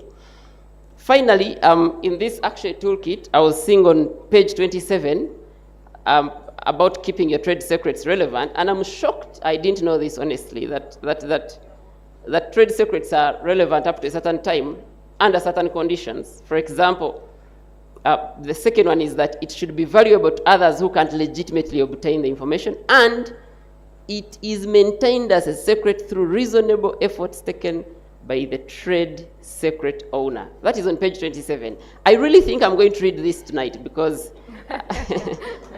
I'm realizing that there's so much information I would never have gotten my hands on for this. And I think if there's any innovator here, this thing is not thing. This document is very, very important. Otherwise, beyond that, I really, really had that to say. And thank you for correcting me. Lawyers change the world too. Yes, we do. I will make sure my son studies law. Thank you. So we've come to the conclusion, but I want the last communication to come from Bonita. I just want to know, also from your perspective, what advice do you give to young innovators, since you are also one of those innovators that has actually put something out on the market and it has, worked out. How did you get there? What is the process, and what are you advising them now, looking at what we've discussed today? First and foremost, innovation is not a get-rich-quick scheme. We've had them, the capital kitchens and all those things. If you're going to take this journey, it could be long. Mine was 7, his is 6. We know Fundi Bots is what, 13 now? Yeah, 13. Rocket Health is 12? 12, yeah. 12 now. So if you're looking at the quick fix, then this journey is not for you. Then 2, be open to learning. And it's extremely important to learn to deal with failure early. Because in this journey, you will fail a lot. By yourself, you'll make mistakes. The people around you will help you make mistakes. Your family will tell you that, get a job. Get a job, this thing, you can always build it later. But you see, there is power in time. I'm sure that if I applied for that patent today, I wouldn't get it.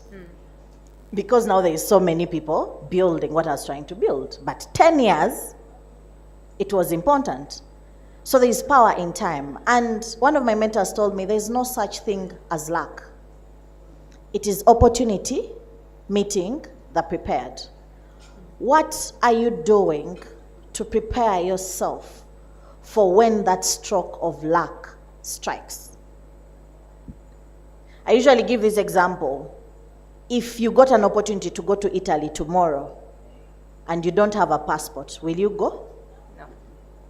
But everything was sorted. They're telling you, no, just take your passport to the embassy, you pick it tomorrow, then you get your flight. So as a young innovator, what are you doing now that will put you at an advantage in 2 years, in 5 years, and all that? The work I'm doing now may not be directly related to software engineering, what I studied. But the experiences I went through is what is putting me at an advantage now. We got that patent after building for 5 years. Does that make sense? So what are you doing now that when some weird random opportunity collides with you, is going to put you at an advantage? Number 2, invest in yourself. Keep on learning, keep on learning. I always tell people I'm a knowledge junkie. There are things I know that I'm like, okay, maybe why did I pick that? But I'm always hungry for knowledge. You never know when you're going to need this. When I was working on my innovation, I went and learned how to focus a microscope, how to prepare a blood slide, understood staining and all these things. But because I have that information, when I am speaking, sometimes you could mistake me for a medical personnel. I am not. And I'm not saying that go back and learn everything, make the right partnerships and collaborations, but have the sufficient knowledge. We are in the age of AI. But a lot of us are now just hearing about it, making fun about it. Some of us are not even using ChatGPT in our daily lives. Meta recently released something where you can have a conversation on WhatsApp. What are you doing beyond just interacting with that AI? What are you doing for yourself? What skill are you acquiring? One of the next big thing will be AI prompter. Will you be the person, or you will still say, those things are for no? When with the advancement of technology right now, you don't need to be a core techie. You don't need to do the 4 years that we had to do. What are you doing for yourself that your future self will thank you for? Lastly is, it's okay to fail, but don't stay down. And from that, thanks to the advancement of technology, thanks to all the mistakes I made, right now we are back. What are we building? We've realized there's all this medical image data lying around, but people are not making sense out of it. So we are back in the game. And what are we building? We are trying to build, we are still in the research and development process of building a platform where we can have all this data, where first and foremost researchers, academics are able to upload and share medical image data. We'll do the right data protection and stuff. Why this? Because when I was starting out and needed images to train my algorithm, I went to the biggest sickle cell research center in Chicago, and they still didn't have data to avail me with to develop my algorithm. That's why I had to go into data collection, which I didn't do right. So now we don't want other people innovating in the healthcare space to do to go through the same trouble.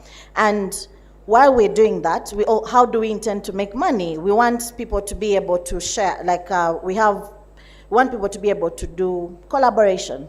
How are you able, different doctors across continents, how are they able to give input in an image in real time? We believe that this will make it very easy to diagnose complicated cases. Then we also want to, if you have this data set and you want to make sense of it, you can pay to have it uploaded on our platform so that we run the annotation for you. We help you figure out all these complicated things and for you just focus on getting your results. Also, we look at playing around with the power of AI. AI is going to change this world, and if you're not ready, you're going to become defunct. Yes. So we believe that you are going to stick to be able to build a tool that diagnoses and interprets data accurately and in a very timely manner. Thank you so much. Thank you. That marks the end of our panel discussion. I want to thank each and every panelist that's here, from the ministry, from URSP, and the individuals that have actually had their innovations protected and they're out there on the market. Thank you for your advice and guidance. I hope we have taken notes. I hope we can reach out to them in case you need any more advice. They're very, very available. And also, please, yes, in your need to learn, please, I know they always say the client is very hard to advise. When a person comes and they want advice, so usually it's very hard to advise someone. Please pick a leaf and let's all yearn to learn. Thank you so much. Let's move on to the next.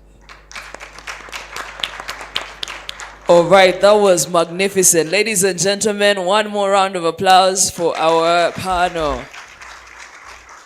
I want to avail a Q&A session, but I feel like everything has already been said and done. Do we agree?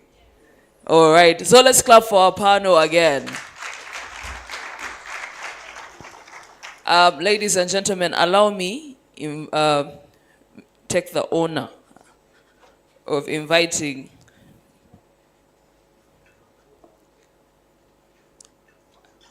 all right, ladies and gentlemen, allow me invite Honorable Mohammed Nsereko to give us the closing remarks so that we can call it a beautiful day of the 24th of April.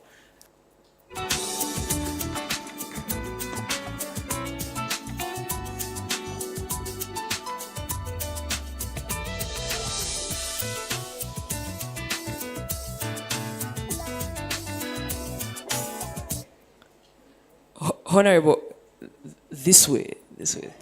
Yeah. You know there is a meme that says this way. I'm like, no, this way. All right, a round of applause for Honorable Mohammed Nsereko. Thank you for joining us.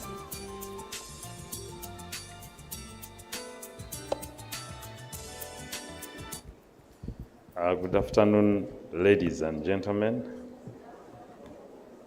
You seem to be hungry. Good afternoon, ladies and gentlemen. I think you've sat for so long. The Permanent Secretary of the Ministry of ICT, the Shadow Minister in charge of Information and Communication Technology, the Honorable Helen Nachimuli. I think you should stand up so that those opposition voters know their shadow. The minister in waiting in the future government. The Honorable Abigaba, Member of Parliament from Kamwenje. fellow contributors, members of different associations, URSB, to mention but a few, the private sector, ladies and gentlemen, Assalamu alaikum wa rahmatullahi wa barakatuh. I have few Muslims in this hall. I was testing the water. Assalamu alaikum wa rahmatullahi wa barakatuh. Now that salutation only means may the peace and blessings of the Almighty be with you all. I'm not here to waste a lot of your time. I can see you're tired. I'll delve in what is possible. I've heard your submissions. We as legislators from the legislative arm are aware of your aims and aspirations, and we have to fix them through the legislative agenda so that the ecosystem of innovation gets the achievement that you want to harness. I'm part of this ecosystem as an individual. I'm an advocate. So someone was saying lawyers also change the world. Indeed we do. But I would like to tell you what happens. I see there is a lot of excitement from digital practitioners, software engineers. They think they know it all. And I want to break it down and make it simple. When you meet them, you might think every one of them is going to become the next Mark Zuckerberg. The arrogance. You're only an enabler to that process.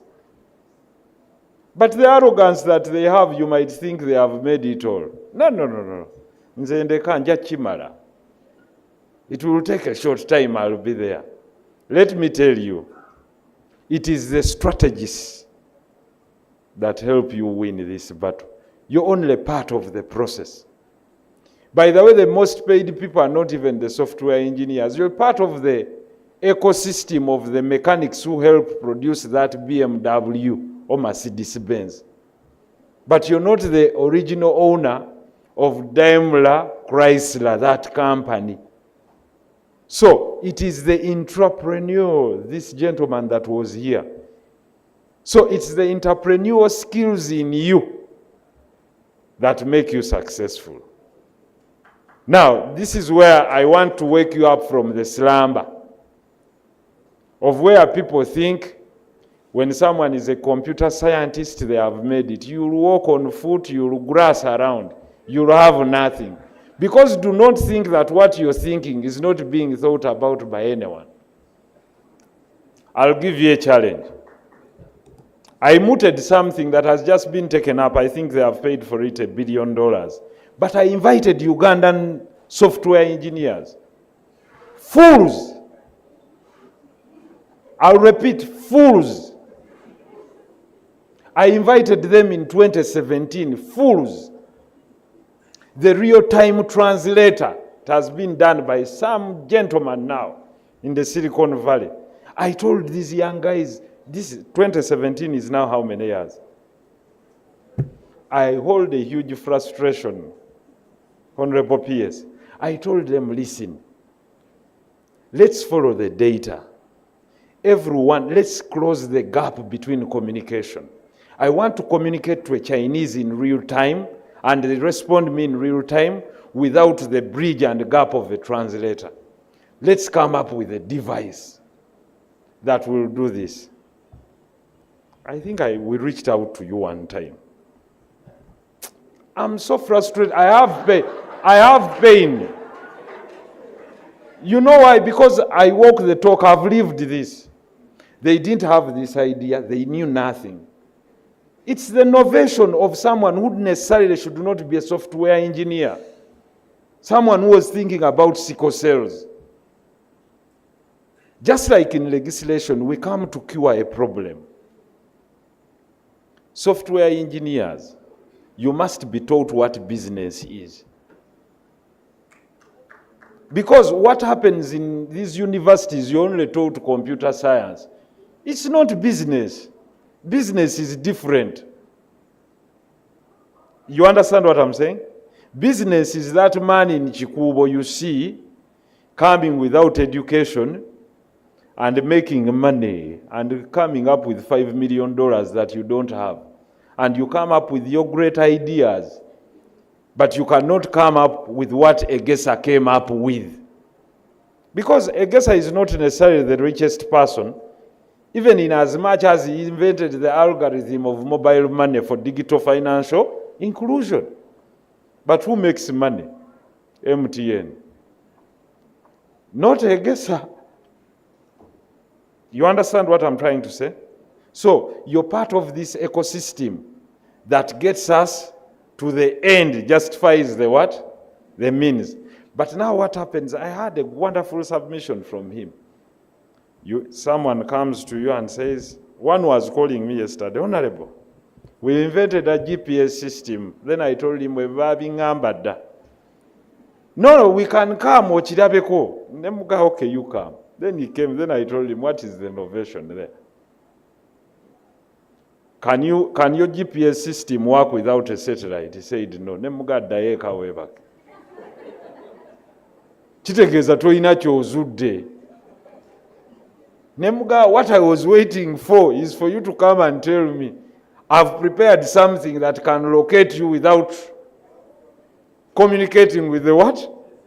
With the satellite. Kati nemuga munange Bosco. Tuyina satellite nangate tujina. We have to rely on it. Nemuga, what is it doing? What is it so precise that in this world of AI it's going to help us get to this, because we want precise coordinates in order to mimic the movements of A, B, C, D, and E. But what am I trying to say? Our wonderful computer scientists, you're wonderful. But erase that image from your mind that it's you supposed to be rich. You're going to die thinking. With your ideas, you'll die with them. Because innovations are not only in information and communication technology. Me, I'm always there on TikTok. If I would scan it for you, I've seen someone making a ladder purely flowing. There's a certain Chinese making a special hole. These are more, there are more innovations in science and technology, in industrial designs, in construction, in medicine. So, ladies and gentlemen, innovations are not only for technology practitioners. So don't sit there and say, ebyo byaba abasoma IT. The world is for all of us to battle. Because people think, I'll give you an example. Innovate a bra, come up with a bra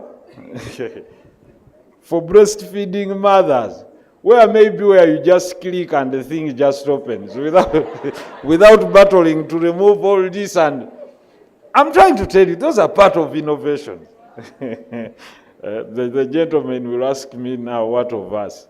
They'll innovate for you something. But what am I? Muroze. There is this lady, because you see, how many women veil in the world? There are very many. They were having problems with the veil. Tie, then bring pins, then just a young lady came up, I think in 2018, with a magnet here. Put a magnet, small magnet, magnetic fields. It was sorted. But the other time, you'd see them tying, then a pin. So there are innovations everywhere in fashion, through industrial designs. There's someone that has made a car that looks like a shoe. You can patent that. But when we talk of intellectual property, people think of musicians only through copyright, and you even hear musicians arrogantly speaking without knowledge. Copyright is a fair. Ziriwa, chicho yimbye ekipya kye batayimbangako. Kya nayimbye oluyimba lwange nti it's fine. We must teach these people, and they come and say, every channel that plays it must pay me. Is it payable? nayimbye ku laavu bagiyimbako kuva dda, nayimbye ku ddogo balyogerako kuva dda, witchcraft babadde bagiyimba. What have you done? Where is the novelty in that? Si bwe kyemubuuza naye olinajja omanyi ife abayimbi ba Uganda tusaba copyright. Osaba ki ky'omanyi? So it goes back to the basic education. If we want to harness everything out of innovation, let's teach it from primary school. That's why we are struggling with this. It's our education system. Can we even patent our education system? Is it unique in any way? Maybe it's unique by its product. But our education system leaves a lot to what? We must teach these things. Intellectual property from P6. And what will inform that? Innovation-based education system, ready to produce entrepreneurs. If we don't do that, we are wasting time, even if I teach you at university level. Then someone tells you, go and make a small write-up. Then you find that a university student cannot write 10 words of what they are taught. They can't describe what they are saying. Then they say, Sebo mpandikira. But this one says, I have a degree, I have a bachelor's, I have a master's degree. So there is a problem. And that's the same thing I was talking about taxation. You find someone has a university degree, but says, emisolo nga tetugitegeera kubanga temwagisoma. Because day-to-day life, the only way you interact with government is when it's taxing you. Awo nkambwe nnyo, wasasudde omusolo, olinda ki? Omusolo gwaffe tugwagala. But now it has changed, it is coming to you to show you how you can make money and definitely broaden the tax base. For me, that's a fair deal. Mutuwe naffe tubawe. But what we are trying to talk about here, without wasting a lot of your time, I hope I'm not boring you with my submission. I want to make it not these, well-drafted submissions, but real, so that someone, I may be talking to you, but I want to address that person in Rukunjiri. Agenda okuzuula how to make braids from banana fiber, how to make print money from aloe vera, whatever it is. I'm trying to talk to that person that what you have is streamed by wealth, but that should not excite you that you've innovated something. For it to become successful, bring those that have knowledge on board. Consult with a lawyer, consult with a social scientist, go to a data analyst to tell you that, ekintu nno kyoyogerako oyagala kufumba luwombo naye abalulya mu Kampala bali bameka. Naye olinaga nze oluwombo lwange luwooma, kituufu luwooma. But ojja dweriira kubanga these people cannot afford what you're talking about. The cost of oluwombo is... So, the other lady, I'm sorry, was talking about, they were asking, where is the business sense in what you're saying? Because they're asking you, yes, you're coming out for philanthropic reasons. How many people have sickle cells? Sente zaffe ziviirayo wankuteekemu. Yeah. Can you compare those to those that are prone to getting diabetes? How many are diabetic, and what is the trend from non-communicable diseases? So if I'm an investor, you call them venture capitalists. Why would I invest money in sickle cells when the data shows mu Uganda baliyo 2,500? But when I look at the trajectory of stats that I have, high blood pressure, 6.5 million. Where do I put my money? With someone who has invested in something solving or deterring the acquisition or a blood thinner. If someone is saying, I'm coming up with a new blood thinner, and the intention is to try and curb those with the likelihood of getting high blood pressure or diabetes. Awo nnyingirawo. Waliwo n'empiso gye nalabye ey'okwekoza oba bagiyita something magnitude something tude something. But I saw very many people investing in that, but it's very expensive. For people that take it, that it suppresses your desire to eat, and then you continuously lose weight. It's called semaglutide, something like that. I'll have to read about. Any of you know, the ladies must be knowing about this. Any of you has heard about it? It's a slimming injection. It's now very popular in the US. You're already slim. Ugandan ladies don't need it. So what am I trying to say? Is that the trend, would you invest in cosmetology? Or you would invest in sickle cells? That's the scalability someone was telling you about that. Okay, we are going to invest. So that's where you need someone who is in finance. Because they will say, listen, the total investment from this, because for you what brought you to invent this was passion. But a venture capitalist is not for passion. They are for serious business. They want, take a cent, I put $10 million, it produces 300. Then for you come with sickle cells. Yes, I understand you, but is it necessary? Or you're going to address autism. You've come up with a medical algorithm that reverses autism. Then we can sit and talk, because how much money does an ordinary parent invest in someone with autistic tendencies?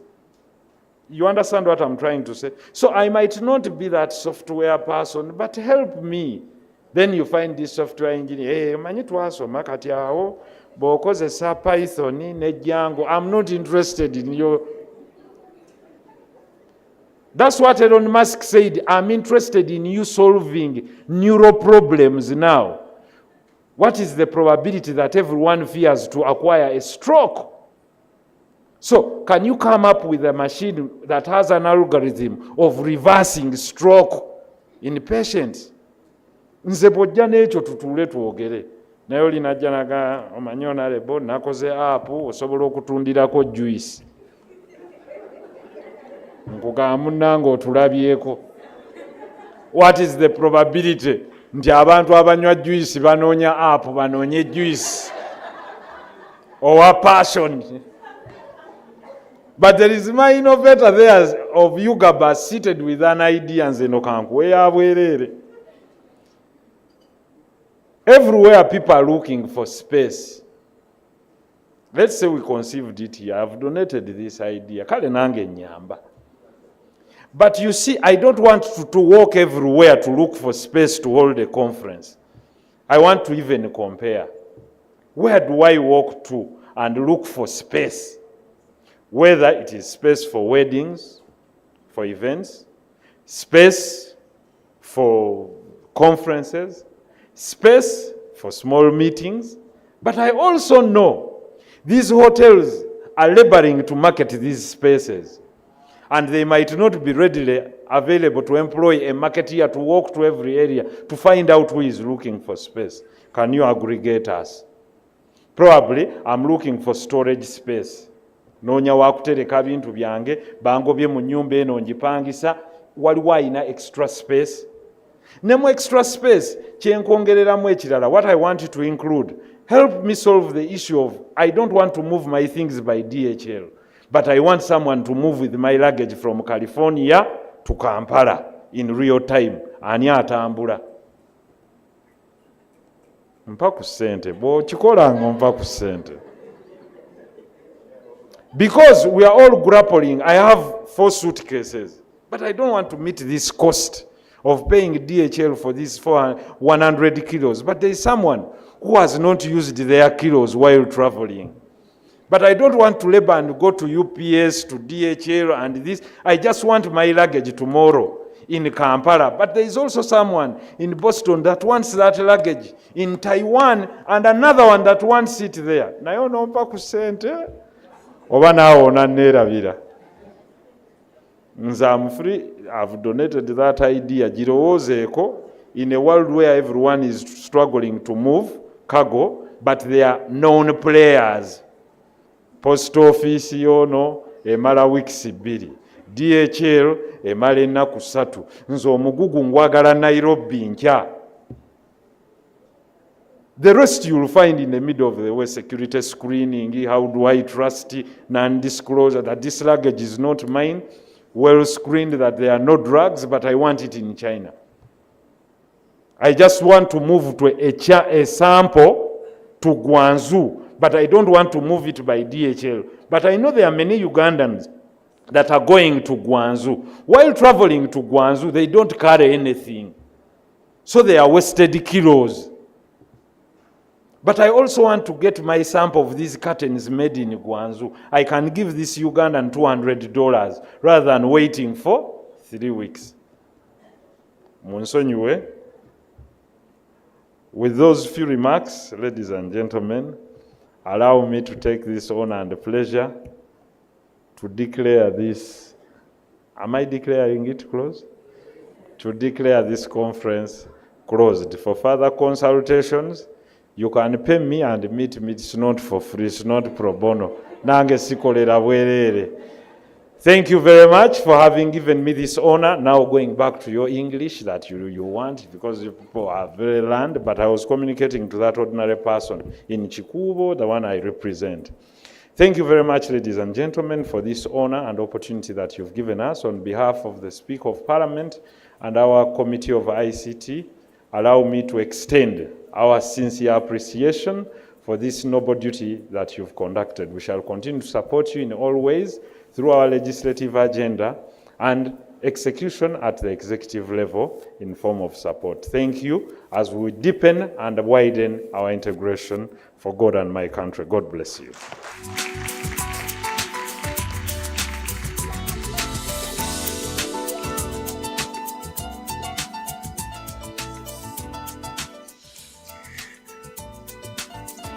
Bannange bassebo ne bannyabo, Honorable Muhammad Nsereko tumukubire mu ngalo. All right, ladies and gentlemen, first and foremost, have you picked anything today? If you have, put up your hand.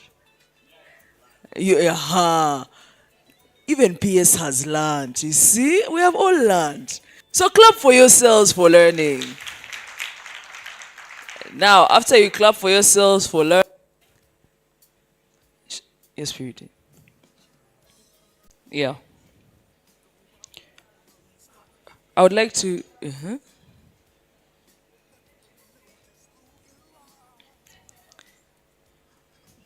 That was opening remarks of the picture. I beg your pardon? Oh, yes. We have gifts. Shirley, yes, we have some gifts for our members. Do you want to come and share with them on our behalf as the Minister of ICT?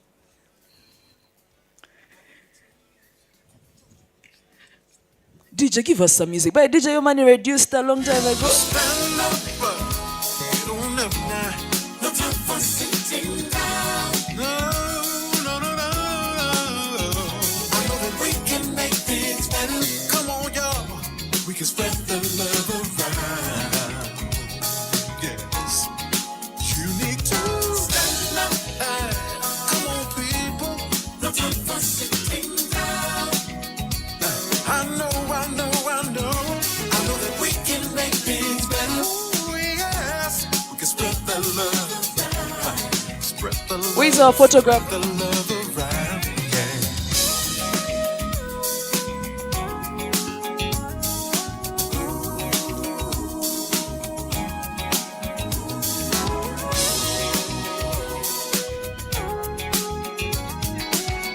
When you stand, you don't sit, because we are going to have a group photo.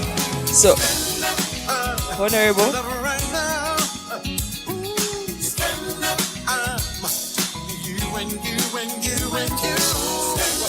Our dearest Shadow Minister as well. Okay.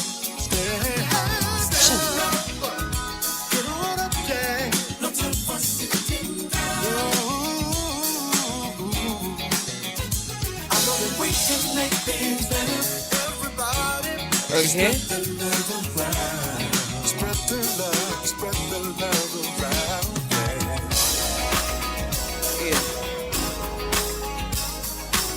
Our partners, let's all stand up and then we join with this picture.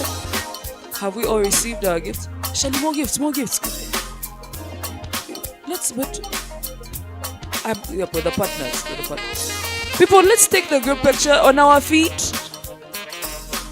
On our feet, let us organize ourselves around here.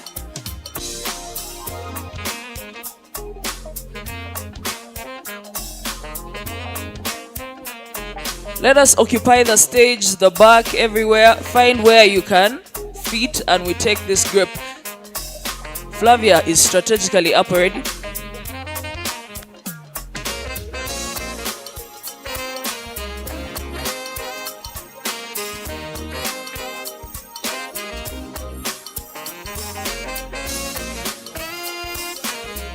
Okay, let's group in.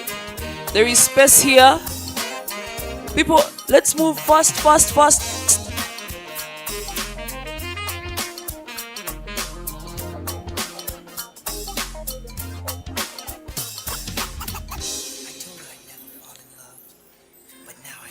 We're going to do 3, 3. Okay.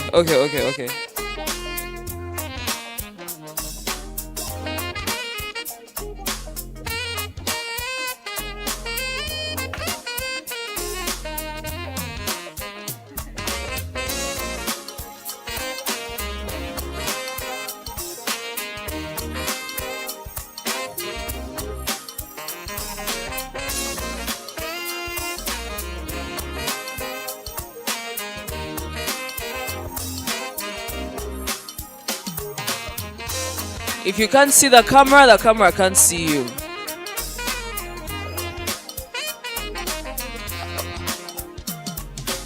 Okay, I'm going to count from 5. Are we ready?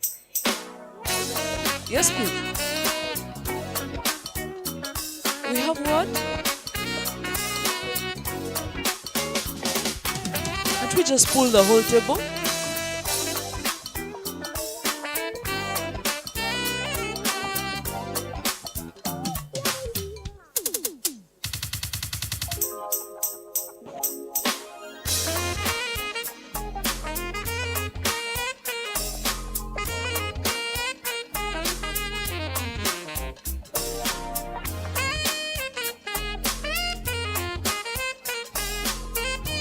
Anyone after the lady in green, you're not in the picture.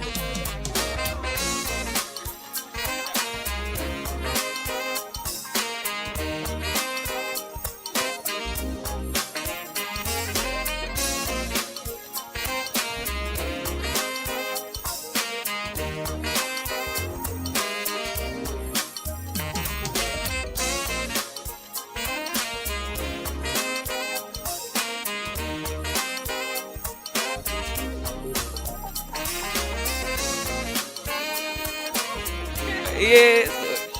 Wave. All right. Thank you very much. A round of applause for this beautiful day.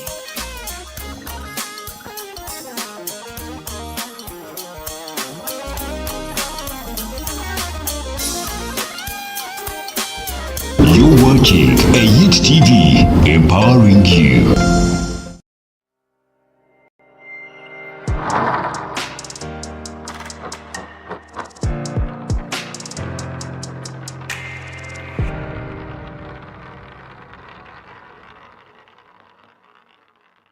Elevate your event with AYIT TV. Are you looking for ways to make your events more memorable? Contact AYIT TV for professional event live streaming on Facebook and YouTube.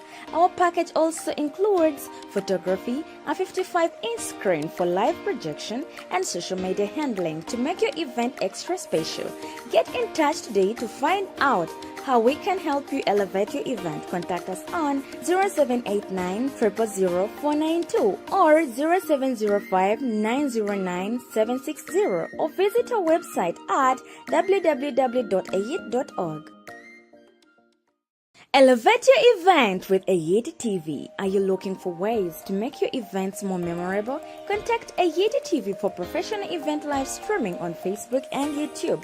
Our package also includes photography, a 55-inch screen for live projection, and social media handling to make your event extra special. Get in touch today to find out how we can help you elevate your event. Contact us on 0789 000 492 or 0705 909 760 or visit our website at www.ayit.org. Bring the event to life with our live streaming services. From parties, workshops, conferences, Ayedi TV will make sure your audience gets a memorable experience. Contact us today on 0789 000 492 or 0705 909760 to get started.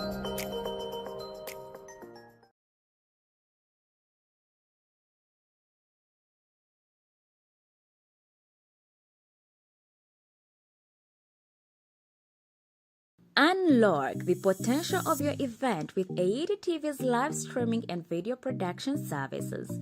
Reach a larger audience and engage with them like never before. With our services, perfect for weddings, funerals, corporate dinners, workshops, product launches, product or service activations, and church events.